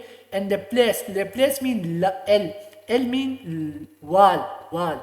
Laplace law, it's about the wall stress, and Fick principle is about the Fick oxygen consumption, okay. Oxygen consumption. These are the three laws. We will explain one by one. Frank-Starling law, if the inflow is high, the output is high. As the heart fill up more blood during diastole, so if it contract harder and pump out more blood during systole. For example, this is your heart. If more blood come in, so the heart try to contract more and remove the more blood. If more blood come in, more blood move out. Just simple mechanism is like this, okay, up to limit. Now, for example, you can see that the force contraction depend on the number of myosin head bind to the actin. For example, number of myosin bind to the actin depend on the length of overlapping section. For example, it depend on the length of overlapping section. If the overlapping is high, here the overlapping is so much high, mean here is contraction is so much strong, more empty. If the overlapping is so much away, for example, if they move away from so much each other, the overlapping is so much close. For example, they move away from each other, they will close toward each other, okay. But up to certain limit, depend length of the sarcomere, how much blood fill the ventricle during diastole, okay. If more blood come, more blood move out. Cardiac length tension relationship. First, you have to remember that this is actually tension, this is the length. This is actually the sarcoplasmic length. So if the tension is so much high, the length is increases, okay. This is actually tension. At systole, the tension become high, but after diastole, the tension is becoming low, okay. And this is about the length. Length increases and length decreases. So if so much length is increased, then so much length is decreases, okay. Now Frank-Starling relation, you can see from here, if the stroke volume, if it is the stroke volume, it is the end diastolic volume. If the stroke volume is more, the ventricular end diastole, we will explain the end diastole. So first of all, it is the positive inotropic. If you use the digoxin, this is the normal mechanism. In normal mechanism, what will happen? For example, at lower end diastolic volume, this is actually low end diastolic volume. Sarcomere are squeezed together. After sarcomere are squeezed together, few myosin head bind to actin. If sarcomere are squeezed together, so few myosin head, for example, like this, we will explain one by one. So this is actually low, this is actually low. Okay, volume, stroke volume is low. Here at position number 2, the volume of the blood, volume of returning to the ventricular is increases. As volume of the blood to returning to the ventricle is, if more blood is coming in, okay, sarcomere are stretches, sarcomere becomes stretch. Myosin actin, we will explain this myosin. Okay, now just leave it. If more blood coming out, sarcomere stretch. If less blood, here is the less blood is present, so sarcomere is not not stretch, it is actually squeezed. Okay, now this is the second. At the third, this is the third. At the third, you can see that, and through the end diastolic volume, there are more volume come. Okay, if more volume, so the myosin get apart, so much apart from each other, they move away so much from each other. So we will explain how these three things explain. One is the volume is so much high. At second, volume is high. Volume is little bit high. At third, volume is so much high. Here is volume is so much less. Here is the volume is more. Okay, and here volume is so much high at third position. Okay, there are three positions. 1, 2, 3. Okay. Now what will happen? And this is ventricular diastolic volume. Okay, ventricular diastolic volume is actually increases, and this is actually the stroke volume. If the volume is increased up to this limit, the stroke volume is high. But if it cross this limit, the stroke volume become decreases. Stroke volume is actually, this is your heart, and the stroke volume is how much blood is ejected per minute. Okay, how much blood is ejected. So this blood depend on three things. Okay, if for example this is your heart, I again tell you, this is your atria, this is your ventricle. If blood moving in, okay, if more blood moving in, more blood move out. I will draw it in the red line, you can explain. If more blood move in, more blood move out. Okay, this is about stroke volume. But if so much less blood come, so less blood move out. How? Because if less blood is come here, so if you zoom the myosin actin, okay, this is your myosin. Okay, we will draw the actin. Now this is the actin. So if it is so much squeezes, so there are the space between them is so much high. There is no binding, no things to bind, no myosin head are available to bind with it. Okay, I will explain in the diagram. Here is, I am not sure the diagram, but the thing is that, for example, these are the two things. If they are so much constrict, for example, like this, okay, so they can't contract to remove the blood. So if less blood move, less blood out. Now when the more blood come in, okay, so these are far away from each other. Now these all sides are available for this head. For example, now these all, for example, they are moved far away from each other. So these all sides and these all sides are available for each other to make a cross bridge, to contract so much strong. Okay, but if they move away from each other, if the more blood at the third position, if more blood come out, so they will move away from so far away from each other. If they are so far away from each other, so they can't contract, they can't move. For example, this is your actin, okay, and this is your myosin, so now they are far apart from each other, so there is now the contraction can't occur here. Okay, if more blood come in, so they stretch so much far. Now the second thing is, we will explain the next thing. But if less blood is moved, but that is normal value. Okay, so here now you can see that this all side and this all side is available for each other, and a strong contraction will occur here. But the second thing is, if less blood if less blood is moved, so they are so much close toward each other, so this little area is available for contraction, so it contracts so less. Okay, so you have to understand these three points that in the Frank-Starling mechanism. Okay, this is actually a relationship of the Frank-Starling mechanism. Okay, you don't need to just worry about it. Okay, another is also the thing is, for example, extrinsic signal is also come, for example, hormonal stimuli, medication, etc. also increase the positive inotropic agent. They also are positive inotropic agent because they also can increase the contractility, strength of contraction, stroke volume increase, sympathetic nervous system, digoxin, etc. Now another is the negative ion. For example, if the strength decrease contractility, stroke volume become decreased, and beta, it is actually beta blocker. Okay, if you use the beta blocker, this is negative inotropic and it actually decrease the strength of contraction. Okay, now we will explain the law of Laplace. So now we will explain the law of Laplace. How can you remember? Here is a L. L mean wall. Wall have two L. That's why it is called Laplace. L. Laplace. We have to. How can you remember the value? One is the Fick principle and the Frank-Starling. Frank-Starling mean F. F mean the flow. Okay, it's all about the flow. If inflow is more, the outflow is more. Okay, and the law of Laplace means if L. Now we will explain it. Okay, if wall tension or pressure.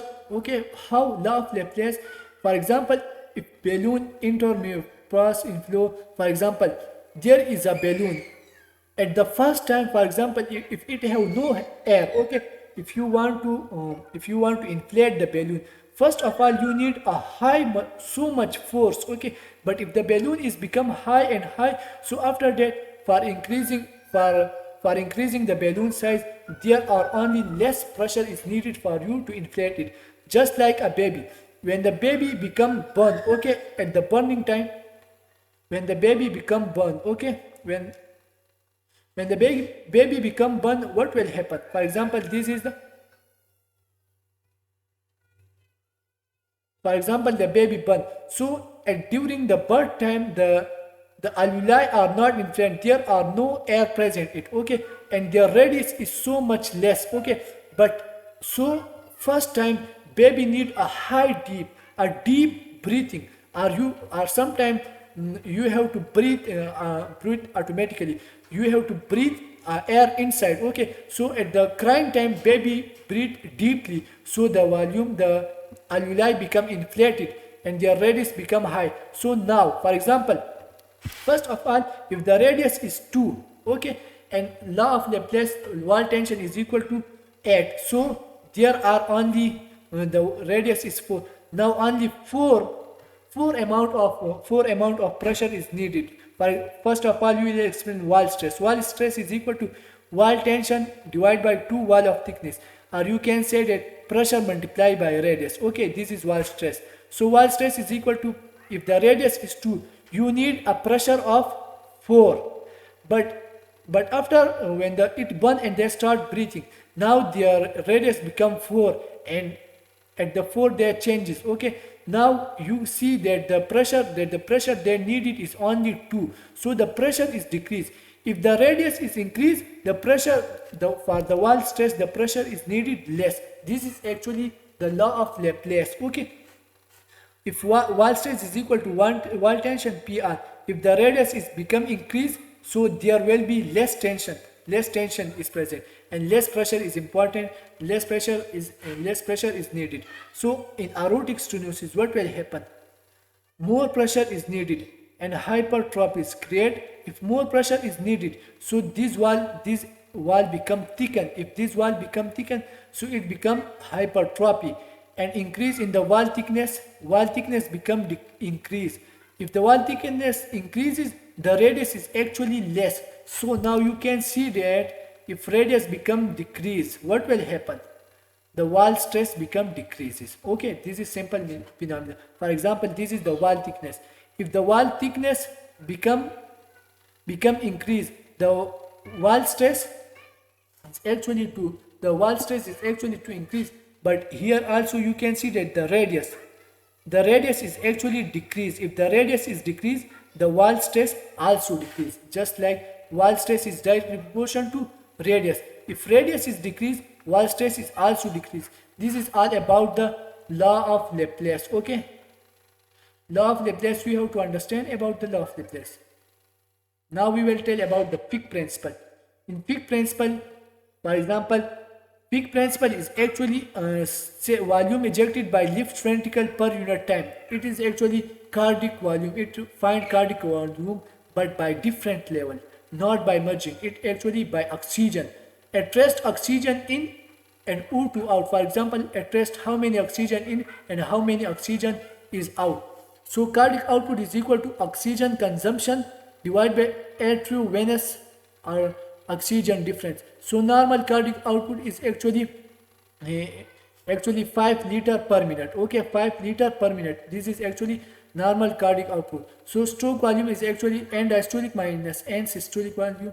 120 minus 50 is equal to 70. Cardiac output is equal to stroke volume multiplied by heartbeat. So 70 multiplied by 70. Stroke volume is 70. Heart rate is 70. So it give you 4,900. Okay. So it means 4.9 liter or 5 liter. Okay. So in Fick principle, how can one volume is like we identify volume like from it. Now in Fick principle, cardiac output is equal to oxygen consumption divided by arterial oxygen difference. Arteriovenous oxygen difference, that in the arterial how many oxygen difference is present in the arterial. So it give you cardiac output. Okay. So you can identify. There are many questions coming on the basis of the Fick principle. You have to use the Fick principle on that area. Okay. So thanks for watching. Now in this video we will tell about the stroke volume. What is stroke volume? Stroke volume is the ejection fraction, and also we will tell about the ejection fraction and cardiac output. So stroke volume is actually end diastolic minus end systolic. After when the diastolic become end, you have to minus the y. For example, this is end diastolic when all blood come to the ventricle. Okay. Now after when it contract, the remaining blood is present, that is called end systolic volume. So if you minus this volume from this is called stroke volume. That how much volume is ejected, that is actually 70 milli. 120 minus 50, it is 70 milli. But it is depend. Okay, various for. So first of all, now ejection. What is ejection fraction? Ejection fraction is actually the stroke volume divided by end diastolic volume. This is end diastolic volume, that is 120, and 70 is the stroke volume. So stroke volume divided by end diastolic volume, it give you a percentage, and that percentage is called ejection fraction. And ejection fraction is actually from 50 to 65. That is normal, but half blood volume is left in the ventricle, get pumped out during the each heartbeat. But if the ejection fraction is so much high, that maybe create a problem. Okay, heart with low contractility, the ejection fraction will be less than 50. Okay. Now cardiac output. Cardiac output is equal to stroke volume multiplied by heart rate. 70 multiplied 70 is equal to 4.9. Okay. Now follow through the arteries. For example, organ and tissue need oxygen and nutrient demand. For example, kidney have a lot of blood but less to the tissue. Actually, kidney is the largest organ that receives the large amount of blood is actually the liver. Kidney also receive lot of blood, but to the tissues. For example, first organ that receive lot of blood is liver, and the second is the kidney. But kidney, for example, this is 1 gram of tissue and 1 gram tissue of the liver. 1 gram tissue in the liver and 1 gram tissue in the kidney. So I ask from you, which tissue receive more blood? 1 gram of liver or 1 gram of kidney? So the answer is not the liver. Liver, overall blood of the liver is great, but the tissue is the kidney have large blood to the tissue. For example, 1 gram of tissue have largest blood, that is called largest tissue perfusion. Okay, the kidney have largest tissue perfusion. Now what is tissue perfusion? Actually total volume of blood going to 1 gram of tissue. Okay, and what is blood flow? Blood flow is actually total volume giving through your all time some sometime, for example blood flow, for example when the heart contract and they move the blood to the liver, so the blood flow out to the liver is more. Okay, so this is all about the stroke value. Now we will explain the physiological change during exercise. Okay, if you are doing exercise, what will happen? So first of all, organ and tissue work hard. You have to understand that organ and tissue work hard during exercise. For example, musculocutaneous system do its job. Other is the cardiovascular and respiratory system make a quick physiological adjustment. For example, if you are exercise, it is not normal rest state. In normal rest state, the heart rate and the respiratory and the cardiovascular system are working. It is not just like normal mechanism. Okay, now you are exercising, so now you have different adjustment needed, so meet the skeletal system demand. For example, if you are for skeletal muscle contract harder and fast, for example you are exercising, so your skeletal muscle need more energy, more nutrient, more oxygen and more nutrient. So the cardiovascular system and respiratory system make adjustment. So first of all, endocrine system secrete cortisol and adrenaline. Cortisol and adrenaline. And what it do? It increase the intracellular process. Just simple. It increase the intracellular process. First of all, this is your muscle. This is your complete muscle. Okay? And muscle. Now this is the fascia of your muscle. Now there are muscle fiber present in it, and these are multinucleated. Okay, sarcoplasm, myofibril. This is the sarcomere. This is sarcomere. Now this is thin actin and thick myosin. Thin actin and thin myosin are present here. Now they are slide over each other. Actually, they slide over each other and form a contraction and relaxation process. So the next thing is the slide over each other. So when they slide over each other, they make a contraction. Okay, now I have told you, for example, this is your form a cross bridge. This is your ATP. For example, this is the head of myosin. Okay, when the ATP combine here, it form ADP and energy, and they form a cross bridge by using ATP. Use ATP, myosin head bind okay by ATPase myofibril sarcomere. This is myofibril number of. So you have to remember, using ATP, what will do? It form a cross bridge and use that ATP. Now another thing is you have to understand the sarcomere. Sarcomere is the smallest unit of the muscle fiber. Okay, they during contraction they contract and relax. Okay, number of it also number of backward process, number of log. Now first of all we will tell here number of hook process. For example, substrate phosphorylation. Another is the anaerobic glycolysis. For example, there are myofibril. So number of myofibril that bind, that contract depend on the things. First thing on depend is on the substrate phosphorylation. Another is the anaerobic respiration. So substrate phosphor, when ATP is used, how the ATP is regenerated? So there is a creatinine phosphate. Okay, creatinine phosphate have a creatinine phosphokinase. They give creatinine and phosphate, and these phosphate used to regenerate ATP. Okay, another is the anaerobic respiration. Glucose convert into pyruvate and they form 2-pyruvate lactic acid after 1 minute.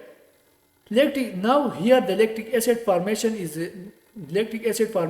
increased. So during exercise this process is being happen. So after 1 minute the lactic acid is increases. When lactic acid increase, they go to the bloodstream. Okay, and the blood pH become decreased. When the blood pH is become decreased, what will happen? They are in the peripheral chemoreceptor in the aortic body and carotid body. They respond to this signal and give information to the brainstem, and in brainstem there is a respiratory center. They activate the respiratory center for increasing respiration and deep breathing and cause hyperventilation. Okay, this is the simplest mechanism. Another is the second is the pulmonary vasodilation. For example, another the thing happen is the pulmonary vasodilation. If the pulmonary vasodilation occurs, blood flow to the pulmonary and bronchi increases, so tissue perfusion is increased. When tissue perfusion, we will explain it in the respiration that what is tissue perfusion. So if tissue perfusion is increased, the efficiency of gas exchange also increase. Okay. Now, so we have already explained it. Now another thing is that when blood pH is decreased, it gives in response to a carotid body. Okay, and cardiac center. It gives response to a cardiac center, and cardiac center actually increase the sympathetic flow and decrease the parasympathetic. And sympathetic from the adrenal gland, they secrete the epinephrine. Okay, epinephrine is a adrenergic receptor. Have adrenergic receptor on the heart. They goes to the heart, and on the adrenergic receptor, what do? They actually increase the heart rate and contractility. So this is actually the mechanism that is happening. Another is the adrenaline. I have also in the beginning of this video I tell you that adrenaline is secreted. Okay, I will show you here. Here cortisol and adrenal is increased. What they do? So now come here and go to the adrenal. Adrenaline actually do vasoconstriction in the smooth muscle and vasodilation in the skeletal muscle.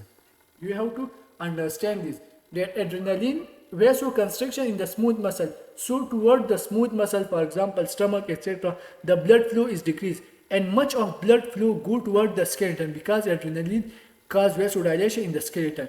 So increase muscle activity, due to which the muscle activity is so much increases. Okay, force blood metabolite, and lactic acid is increases, hydrogen ion is increases, partial pressure of oxygen is increased, and partial pressure of carbon dioxide is increased. Okay, so local blood vessel relax, and current counter effect the sympathetic vasoconstriction. Now you have to understand that what will happening here.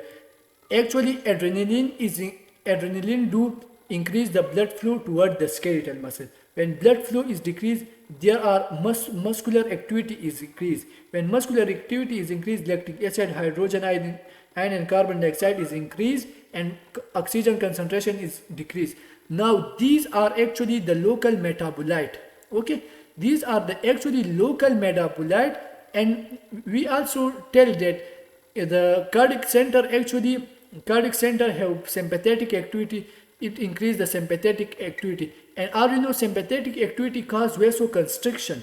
But in the muscle, why do it not cause vasoconstriction? Because here are metabolite are present: lactic acid, hydrogen, oxygen, carbon dioxide.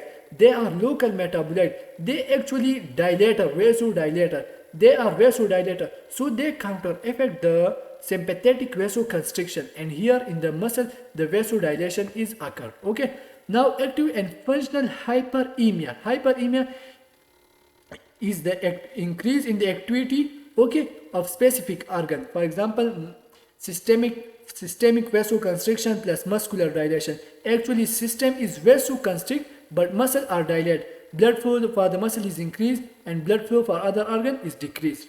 Okay, as a result ATP generate aerobically instead of anaerobically. When more blood is go toward the skeleton muscle, so more oxygen is go toward the skeleton, and as a result if the oxygen is present, there will be aerobic respiration occur. Now how aerobic respiration? This is the cell membrane, okay, and in this cell membrane there are electron transport chain is present. First of all, pyruvate convert to acetyl CoA, there goes toward Krebs cycle, and from the Krebs cycle the NADP and FAD is produced, and this NADP and FAD goes through the electron, give hydrogen to the electron transport chain, and these hydrogen move out from the cell membrane, and this is actually the between the two cell membrane of the mitochondria space, between two cell membrane, okay, intercellular membrane space. Now these hydrogen move to the inside by the cell through ATPase, and these ATPase create ATP. So a large of ATP is created. So oxidative phosphorylation occur, okay. Final step is cellular respiration. So 32 ATP is produced here. Now this is actually I am talking about the exercise that what things are modification occur during exercise. So aerobic respiration during exercise for 1 minute. If you are aerobic respiration greater than 1 minute, if you do exercise, aerobic respiration will happen. Metabolism increase to point where oxygen consumed and CO2 produced. Cellular metabolite is equal to O2 breathing in and CO2 breathing out. For example, O2 you breathe in and CO2 breathe out. These become increased. Okay, so mean arterial pressure of O2 and mean arterial pressure of CO2 become stable. In venous blood during exercise, in venous blood what will happen? Partial pressure of oxygen is so much decreased and partial pressure of carbon dioxide is so much increased. Okay, this is about aerobic respiration.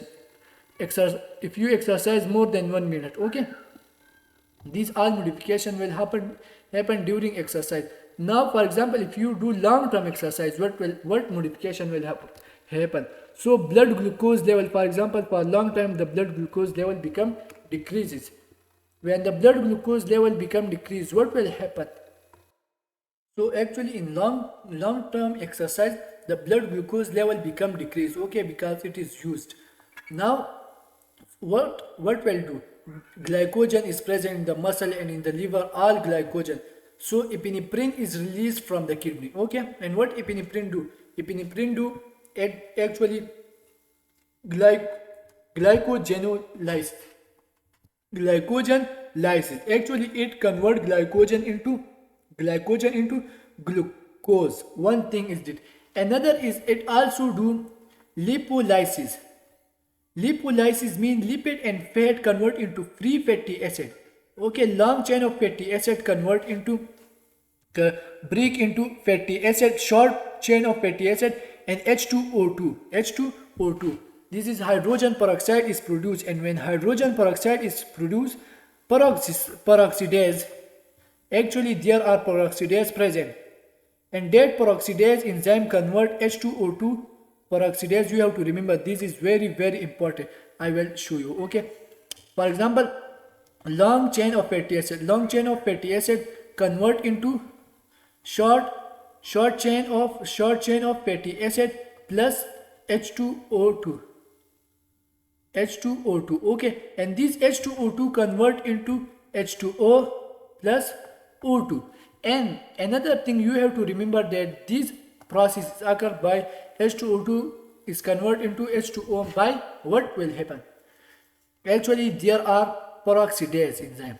There are peroxisome, and peroxisome or peroxidase enzyme convert this into H2O2. So you have to remember, if long chain of fatty acid and they create the H2O2 and H2O2 convert into H2O plus O2 by peroxidase by peroxisome or peroxidase enzyme. Okay.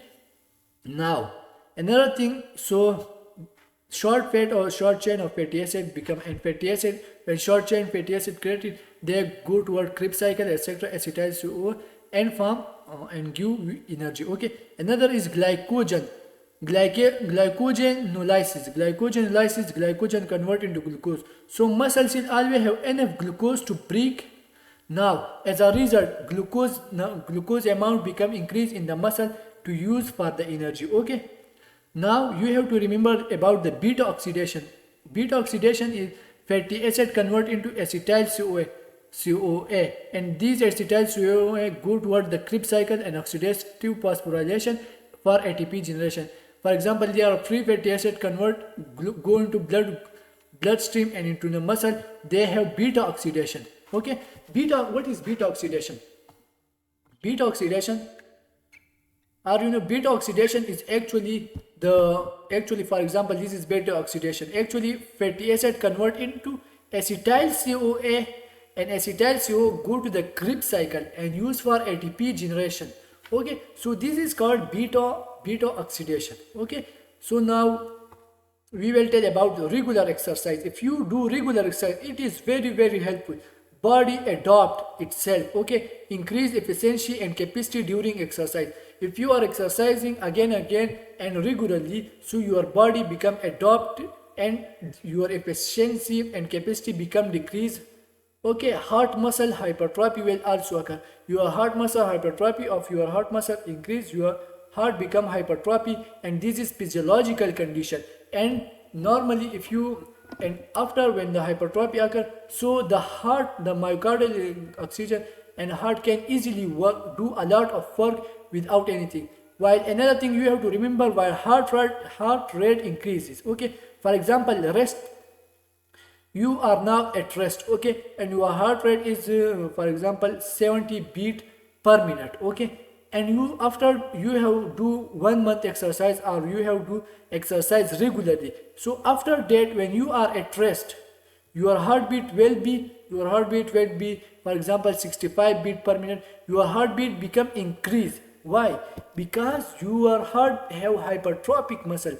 Now your heart at one beat there, at a single beat, the stroke volume become decreased. At a single beat, they can they can go, for example, from the ventricle to the aorta, a lot of blood move. Okay, ejection fraction is increases, and that's why your heart, for the normal blood flow, for example, at rest you need, for example, you need a 4 liter 4 liter blood to pump out at per minute. Okay, so it is actually, if you are not having exercise, your heart is not hypertrophy, so this 4 liter is released from the heart by 70 beat.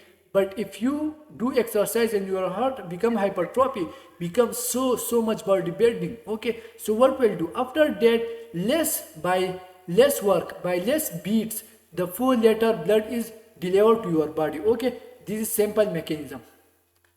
Now after that we will explain ECG, electrocardiography. Okay, for the PDF and for these notes you have, if you want to download this note, I will give you a link, and also you use our app, we will upload our app, our website, everything. Okay, thanks for watching.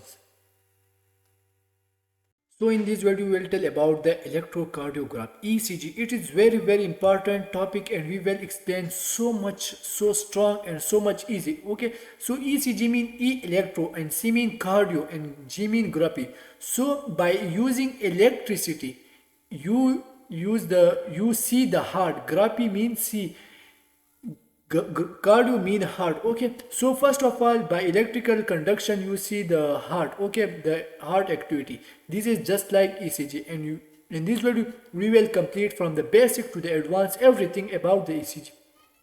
So first of all, there is the cardiac conduction velocity. For example, this is your heart. So how the SA node fire and how the velocity goes on and how the heart contract, we will tell about it. Okay, conduction velocity. Okay, one is the introduction, another second we will tell about the depolarization wave, and another is the conduction velocity. So first of all, velocity of depolarization through myocardium. Okay, that is actually 20 milliseconds they move through from this area to the, first of all, SA node fire. SA node is automatically, after some time they fire automatically. Okay, and after that when it fire, they due to them the velocity and the conduction and the depolarization goes toward the atria, and all the atria contract, and after that it go to the AV node. Here is the AV node present, and after the AV node the velocity and the depolarization move through the bundle of His. This is the bundle of His. Okay, and here is the Purkinje. Now this is the bundle of His. This is the Purkinje fibers. Okay, this is the Purkinje fibers. Go to the Purkinje fiber, and from Purkinje fiber go to the ventricle, and ventricle contract. Okay, this is now simple thing. Now how it moved? For example, first of all, there is a sodium channel HC and hyperactive channel. Okay, we will explain that. There is a sodium channel, so sodium move inside. When sodium move inside, okay, so this area become depolarized. When this area depolarize, polarized, okay, this area become depolarized, and after that when it depolarize, the signal and depolarization move through this area by gap junction. Each cell have a gap junction, and they give signal to this area, and this area also depolarize. The sodium channel become open, and the sodium move inside and become depolarized, and after the signal go to another cell, and they also become depolarized. Sodium ion move inside. Okay, So this is called gap junction, actually increase the speed of depolarization of the wave. Okay, now let's tell about the conduction velocity. Conduction velocity is present atria have 1 millisecond, okay, and every node is actually 0.01 to 0.05 millisecond. Allow atria time to conduct. First of all, you have atria, that is 1 millisecond. In 1 millisecond, atria contract, okay, and after that, when the signal goes toward the AV node, in the AV node, it actually take long time. It actually take long time. It actually take long time, and that's why it actually take long time. Okay, in AV node, it actually take long time, and their speed is 0.01 to 0.05 milliseconds. Speed is so much slow. Okay, after it go toward the bundle of Purkinje fiber, and here it move fast. Okay, it is very fast. Okay, so if anyone asks from you that where the speed of the conduction is velocity is high, so that is the bundle of his and Purkinje fibers. Okay, now after that the signal goes to the ventricle and ventricle contract. Okay, and that is about 1 millisecond. The velocity is 1 millisecond. So now you have to remember that all the time is 220 millisecond. Okay, and 220 millisecond and 100 millisecond are actually taken in the AV node. You have to remember this. And now you have to, there are 0.22 second. So in 0.22 second there is 0.1 second in the AV node and 0.12 second in the atria ventricle Purkinje fiber. Okay. Now come here to the electrical conduction in the conduction. Okay. For example, in the heart, electrical conduction in the heart. For example, this is the HCN channel. HCN channel, actually when the HCN channel activated, hyperactive sodium channel. Okay, so the sodium move inside, and this is actually the pacemaker. 1% of the cell of the heart. If the heart have 100 cell, 1% is the SA node. 1% cell are SA node. Okay, it is automatic continuous generate electrical potential. Okay, so when the HCN activated, they become depolarized, and due to this the other signal goes to the next cell. Okay, this is the myocyte, and this is the pacemaker. This is not a myocyte, this is the actually SA node cell. Okay, now good signal go toward the myocyte, and myocyte by the gap junction, this signal contribute to all cell, and by one time all the atria contract, and this is called syncytium. When at one time all the cell contract at the same time, that is called syncytium, because they have a gap junction, and due to this gap junction they contract.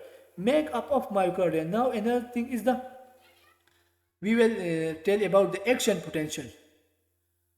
Action potential initiated by depolarization, more negative outside than inside. For example, actually inside are, this is resting state. Okay, polarized state are resting state. At resting state, the inside is negative. But at depolarized, when depolarization happen, the inside cell become positive. This is actually action potential. Okay, and by this way, this action potential move along the myocyte to the next cell. Polarization is more positive and outside it is polarized. Depolarization is initiated by the action potential is initiated by depolarization. Okay, now where this is the polarized state, and polarized state positive is more inside, outside, and negative is more inside. This is polarized and resting state. Now come here and see here, pacemaker is in the SA node. There are SA node. Okay, and you have to know that from the SA node, the first of all SA node fire. Okay, and from the SA node the conduction and the signal goes to the atrial internodal tract. For example, this is the atria, and atria, when the SA node fire, atria have, this is large atria now, so the signal contribute in the atria, distribute in the atria to atrial internodal tract. Okay, that is also called Batchman bundle. Batchman bundles. You have to remember Batchman bundles. Connect SA to the left atrium. It connect. Batchman bundle is actually connection between the left. For example, left atria. This is right atria. This is left. the connection between them is called Bachman bundle. Okay. Now during each heartbeat, now second thing after that goes to the bundle of his. After from the bundle of his, there goes to the bundle branches, left bundle branch, right bundle branch, and after that there goes to the Purkinje fibers. Okay. So during each heartbeat, one cell first depolarize, not always same. In depolarization, first cell depolarize, but it is not important that actually that cell always depolarize first. Okay, all are autonomic. For example, SI node have 20 cells, so first there are one cell depolarized. It is not important that always that one cell become depolarized. Okay, now SI node. Okay, from the SI node signal goes toward the AV node, and from the AV node actually velocity decrease the velocity of conduction. Why?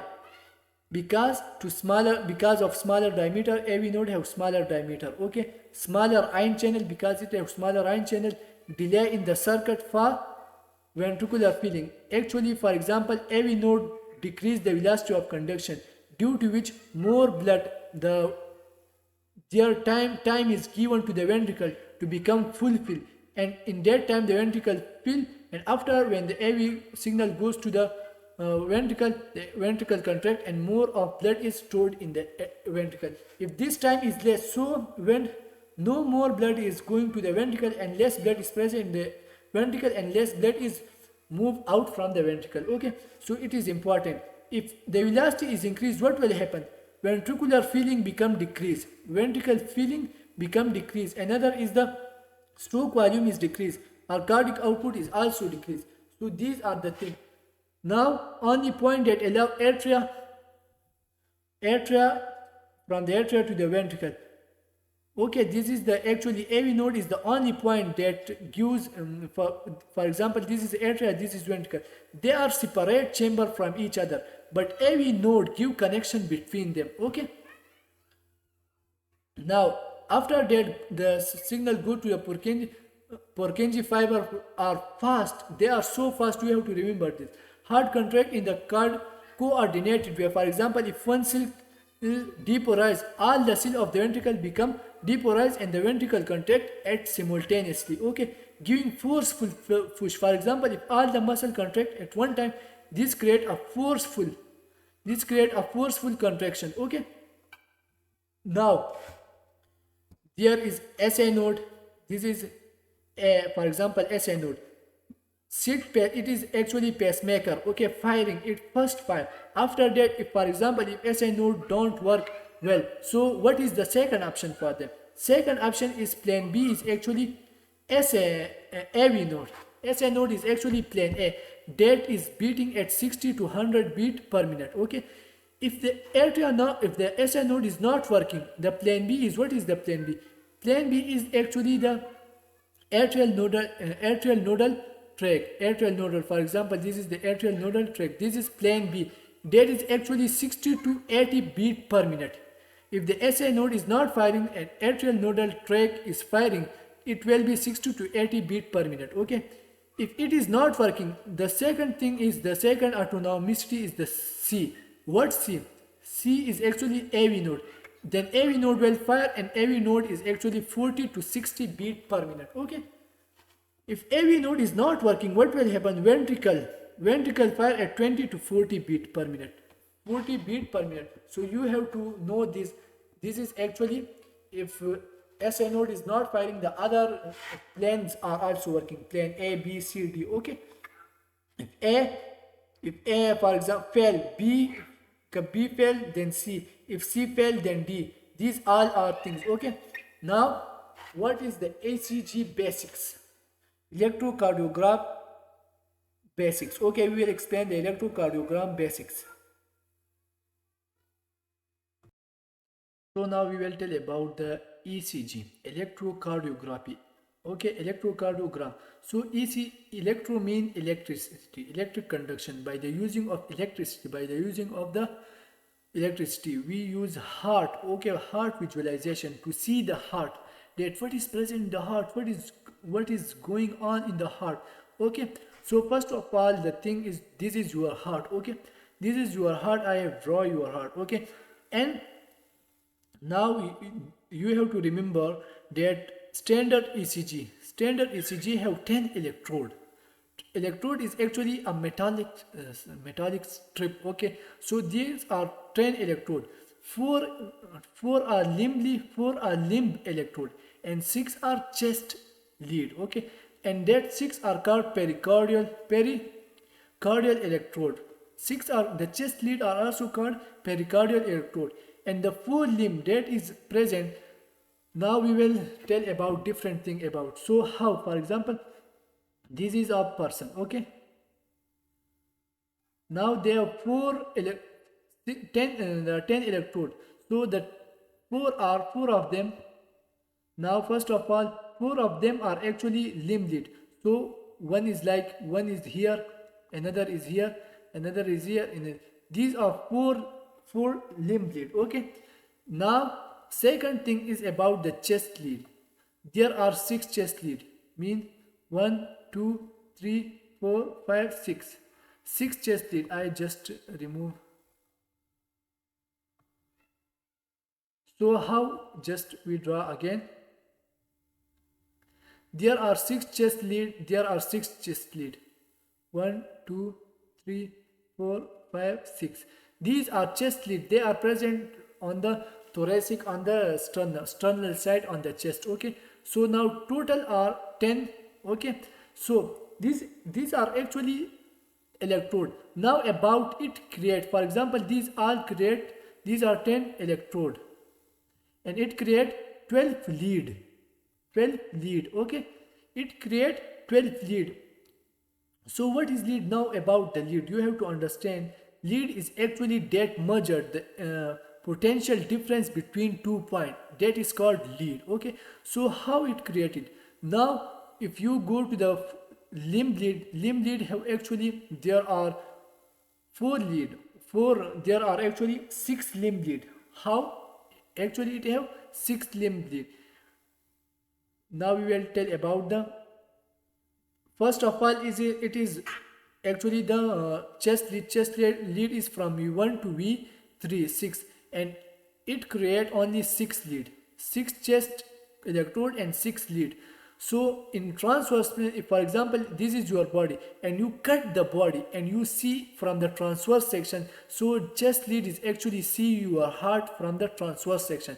So this is your heart, this is the thoracic cage, etc. So you put all the lead 1 2 3 4 5 6. Okay, 6 lead on this, like this, like on the chest, like this. You place all the lead like this. So these are 6 lead, 6 electrode and 6 lead. Okay, so they see the electrical activity of the heart through the transverse plane. This is actually the chest lead. Now go to the coronal plane. For example, this is your body. We have already discussed the coronal plane and transverse plane. Okay, for example, this is your body, and this person have face is to like this. Okay, this is their air. Okay, and now they are actually like this.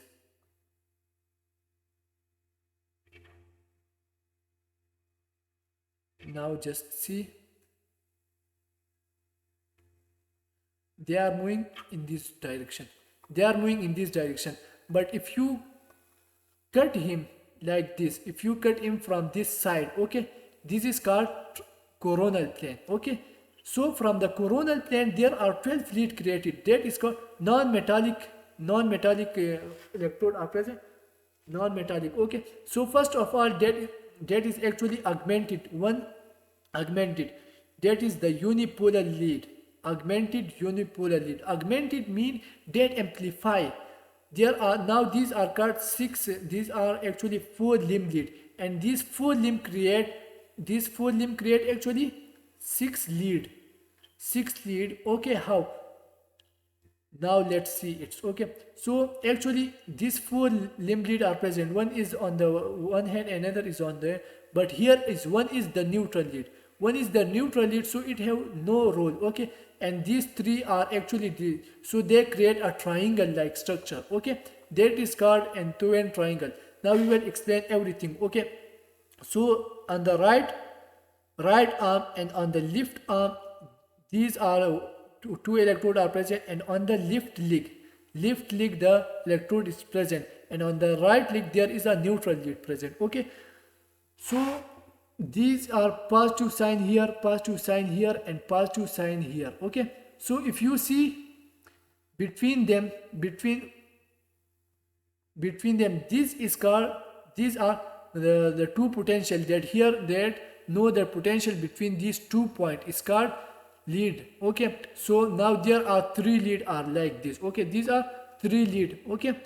This is lead 1, lead 2, and lead 3. What? This is lead 1, okay, and this is lead 2, and this is lead 3. So now these are three lead, okay. Another is, these are three lead. Another is augmented lead. Augmented lead are actually unipolar. They are created by a scientist. You don't worry about this. Don't like, just see that one lead see the heart from the inferior side, and one see heart from the left side, and other see heart from the right side. So it is actually augmented lead. Here is a resistance is used, and they actually, for example, if you put the lead like this, okay, so it see the heart from the inferior side, and it see heart from this side, from the right side, and it see heart from the left side, okay. So now just see, okay, here are AVF lead, and here are AVF lead, AVL. Now this lead is called AVF, this is called AVL, and this is called AVR. Augmented, this is actually augmented lead that amplify the current, that amplify the electrical signal that is showing from the heart, okay. If anything happening here, this will be showing here in this lead, okay. So these all are the lead which I have tell you. Now 12 lead are here, okay. So AVF, AVL. Now we will tell about their angle also. Now 6 lead from the limb electrode and 6 lead from the chest lead. So total lead is 12 lead, okay. Now actually this is a unipolar lead, we have already explained. Let's come that how these lead measure the electrical activity of the heart. So first of all, this is the myocyte, okay, cardiomyocyte, okay. So what will happen, for example, this area is now in the resting state, okay, but this area is depolarized. But if this area is depolarized, so from the positive the line move toward the negative, okay. The line move toward the negative, and you can see what, from negative to positive, from negative to positive, the line is moving. Actually this is, if you see from the outside there are negative, and here are positive. So this is like, so at this area there is a minus sign, and in this area outside there is a positive sign. So the line move, so the electrical signal move like this, okay. Electrical dipole move like this, okay. Now if it move like this, it means that if you place electrode like in here in this area, so it give you a signal that a positive, and the positive signal is coming on, so it actually on the electrode they record the positive signal. That positive signal come and then end. First that is coming, increasing, and then decreasing and end. So this is actually positive side. If bigger the dipole, if this dipole is bigger, then the bigger the diffraction, so this will be bigger, okay. Now if there is no dipole, for example, if you see here there is no dipole, all the inside is positive, it is actually depolarized, it is actually polarized state, but it is actually not resting state, okay. It is actually polarized state, and it is actually depolarized. Depolarization. It is actually depolarized state, but it give you no signal. Why? Because here is no dipole present, because here is no difference present, but all are the all other depolarized. So that's why it is no dipole and no deflection. Okay, so ECG line will be straight. Okay, now another thing is if here is the, for example, if this is positive, if this is inside, this is positive and inside here is negative, and the dipole is moving like this in this direction from negative to positive. Outside if you see negative, okay, and here is positive, from negative toward positive in this direction. So what will happen? It record the negative deflection, that the deflection move below. Okay, now ventricle vector dipole face negative have negative. Just remember, it give negative deflection. If the bigger the deflection, bigger the dipole. If the deflection is bigger, the dipole will be bigger. Now come here and see. For example, you place the electrode negative and positive here. Okay, and we have already placed there the electrode positive and negative. But if you see here, this line is actually not along the outside the lead we have placed. Okay, so what will happen? So if the dipole is moving like this, what will happen? So you have to make the shadow of this line on this direction. So it will only show the shadow of this direction, only the part of this direction, that is like this. Okay, so first of all you have used this mechanism to find their direction in this way, and it give you a deflection that is called, that is simple deflection. Now if you see here, if you place your electrode in this direction and the dipole is moving in the 90 degree, what will happen?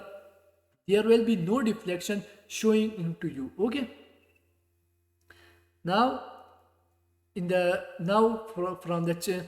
the electrode lead 1 V2 we will explain that little bit. Okay, for example, this is the lead 1 direction. Okay, this is the lead 2 direction, and lead 3 is actually this, so their direction is like this. Okay, so if you see your heart is actually in the direction of the 2. Heart is placed in the thorax like this.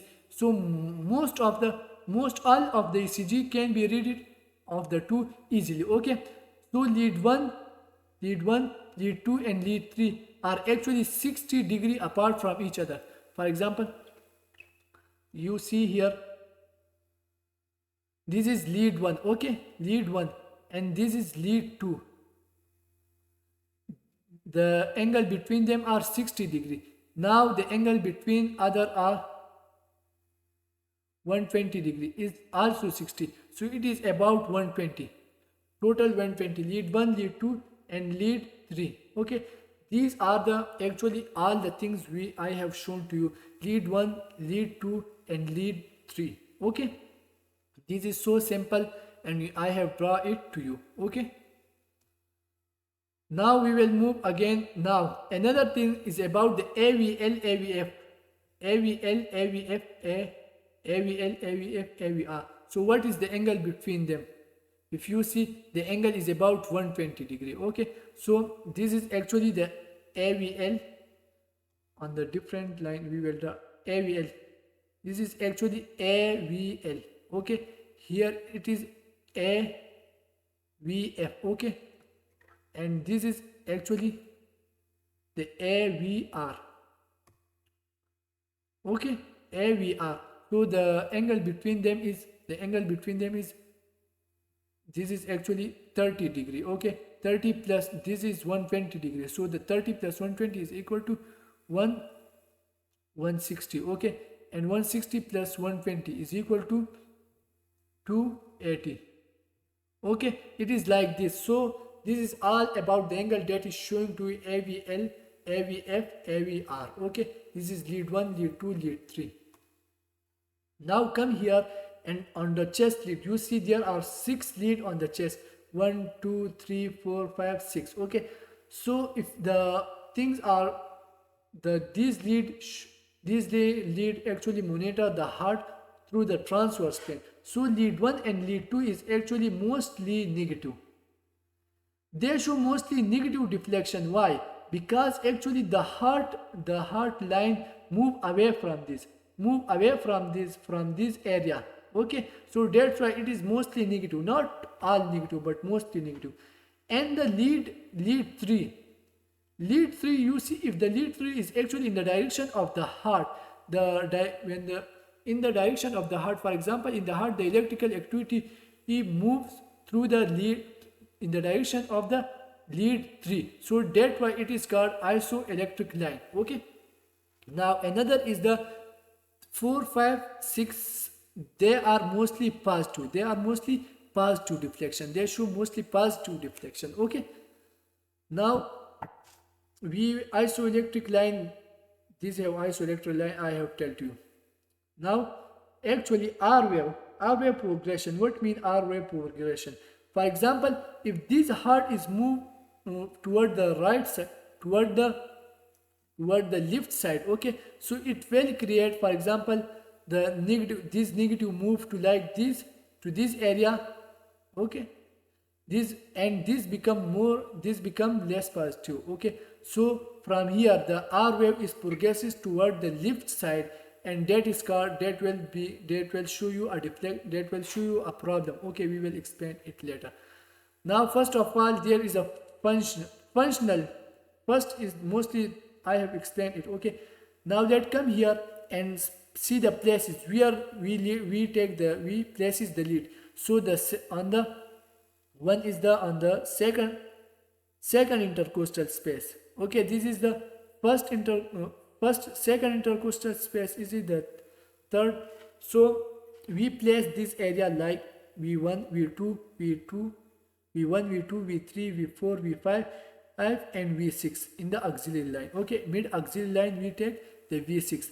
Now if you see V1, V2 actually monitor the septal lead from the right side. Okay, from the right side, and V2, V3 actually see from the septal side. Okay, and V3, V4, V5, V6 actually from the left side. Okay, and both of them, V5, V6 and V3, V4, they are actually anterior in the function. If you see the function, they are actually anterior.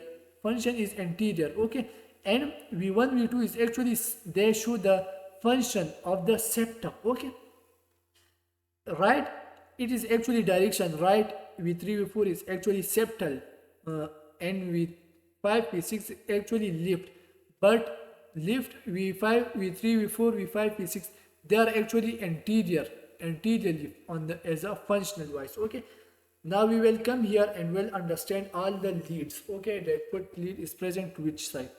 Now first of all, right coronary artery. There are two coronary artery. One is the right coronary artery, another is left coronary artery, or anterior side, left anterior descending artery, LAD. Okay, so lead 2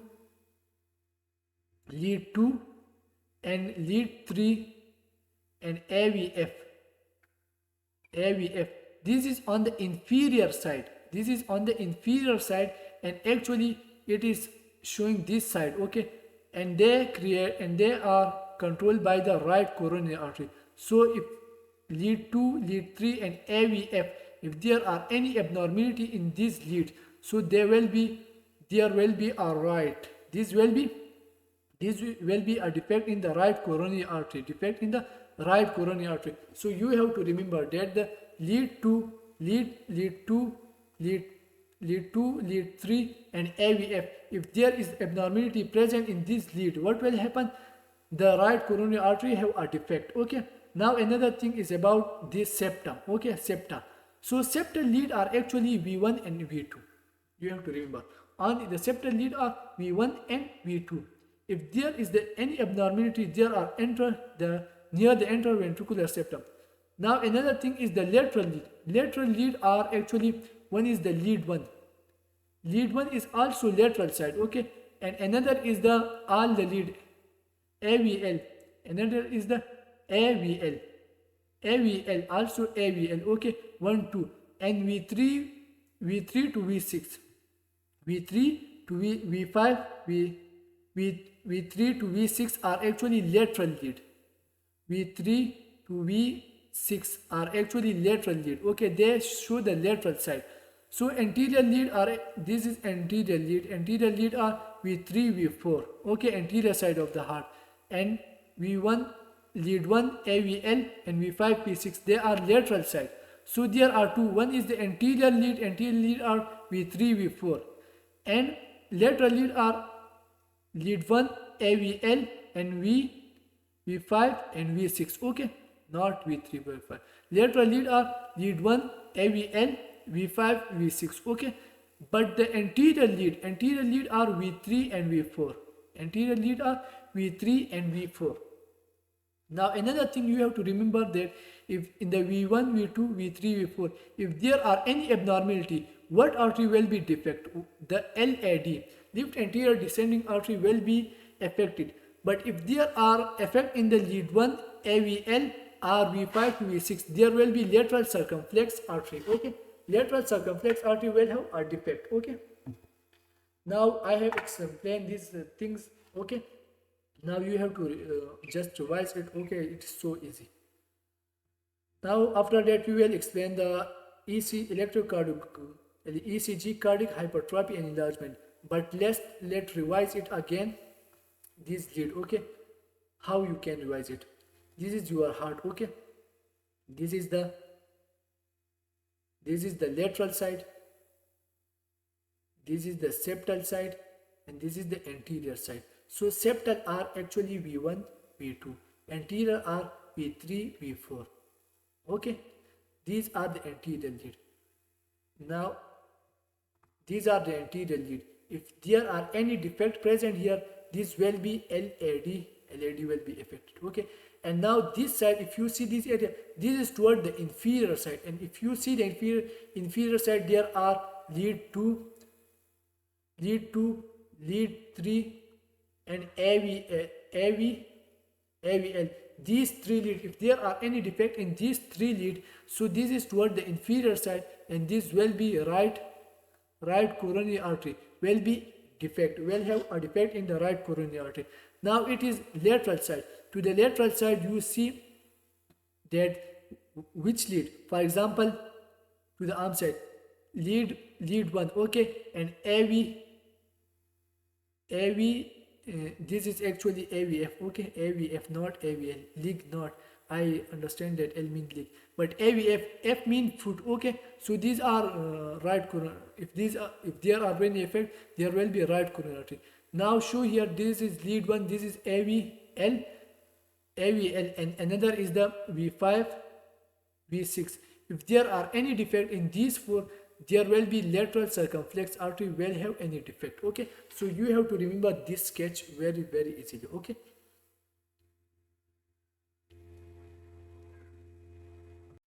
now we will tell about the electrocardiography. Okay,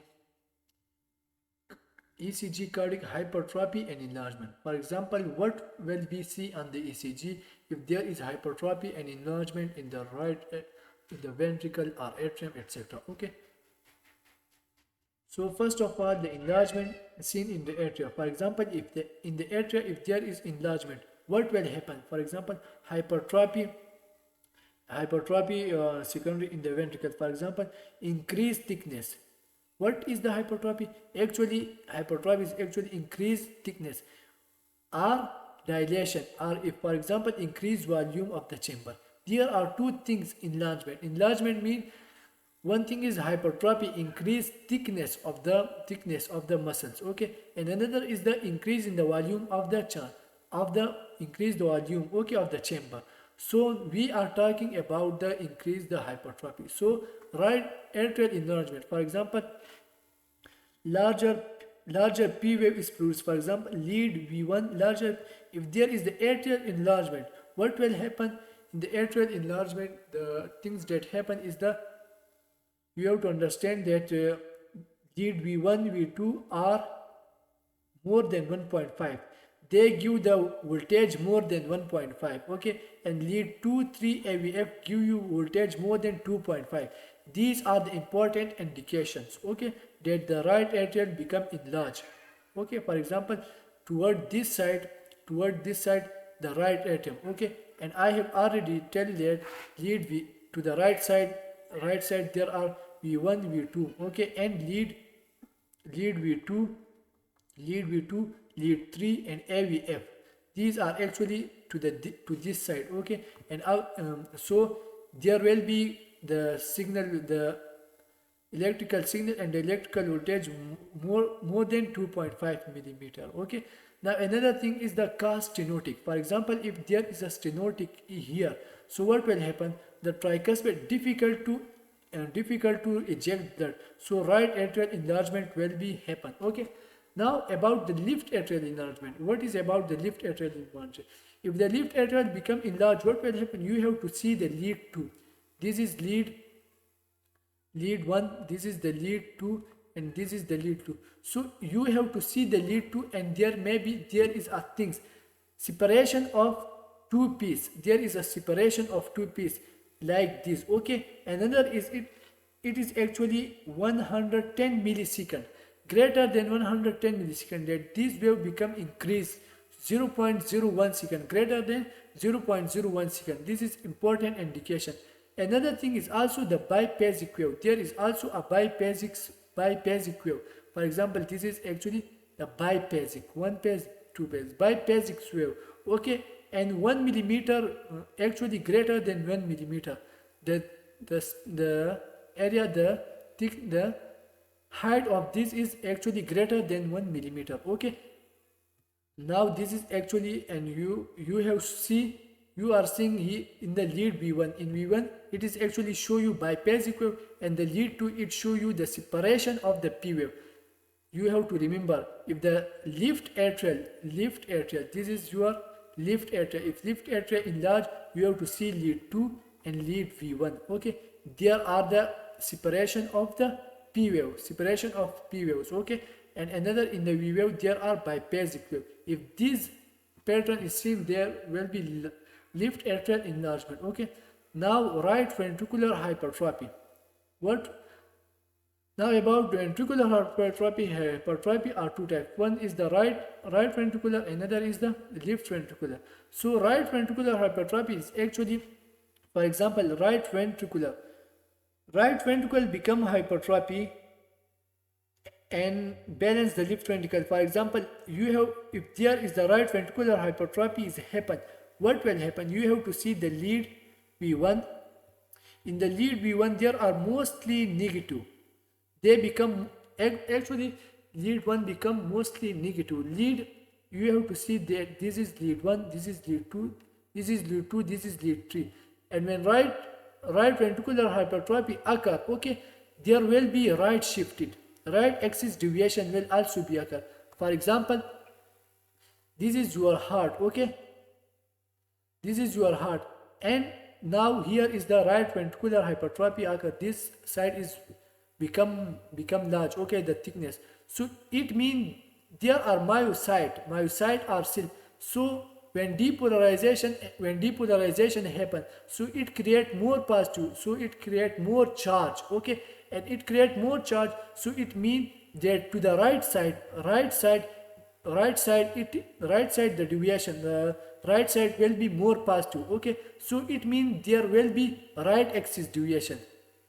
It will show right axis deviation, okay, right axis deviation, that to the right side the voltage become more, okay, the signal become more. Now, so first of all, you have to lead V5, V6. If you see the lead V5, V6, there is the dominant S wave. There will be a dominant S wave is present, Q or S dominant wave is present. Another is the, in lead 1 is more positive. Lead 1 is more positive. How? For example, this is lead 1, this is lead 2, and this is lead, this is a lead, this is lead 3, this is lead 3, okay. So now this is actually left side, lead more positive. For example, this is lead 1, this is lead 2. So lead 2 become, they move toward the right side, okay, toward the right side. If this is left, right ventricular hypertrophy occur, there will be right axis deviation, cause pulmonary hypertension. For example, right axis deviation will occur, and this also called pulmonary hypertension. For example, from the right side the blood go toward the pulmonary side, and there will be pulmonary hypertension. Pulmonary hypertension will also be created. Okay, and in the lead you have to see that in the lead 1 mostly it is negative, but if there is right ventricular hypertrophy, there will be RS ratio. If you see the RS ratio greater than 1, it will give you RS ratio greater than 1, mean it is positive. Okay, 7 millimeter in the lead 1 it become positive. After that, if you see after the right ventricular hypertrophy, it become positive. Okay, now come here to the left ventricular hypertrophy. In left ventricular hypertrophy, there is actually this you see the lead V1, V5, V6. Okay, so actually it has ST elevation. Here will be ST elevation in the left ventricular hypertension. If there is left ventricular hypertension, the left ventricular hypertrophy occur, and there is the in lead V1 there is also ST elevation. Okay, so up to this we have explained this. Another thing is, if you see the lead V5, there will be ST depression. This S will be depressed. Okay, and T wave inversion, QRS, T wave inversion also happen here. Okay, now this is all about the hypertrophy of ventricle.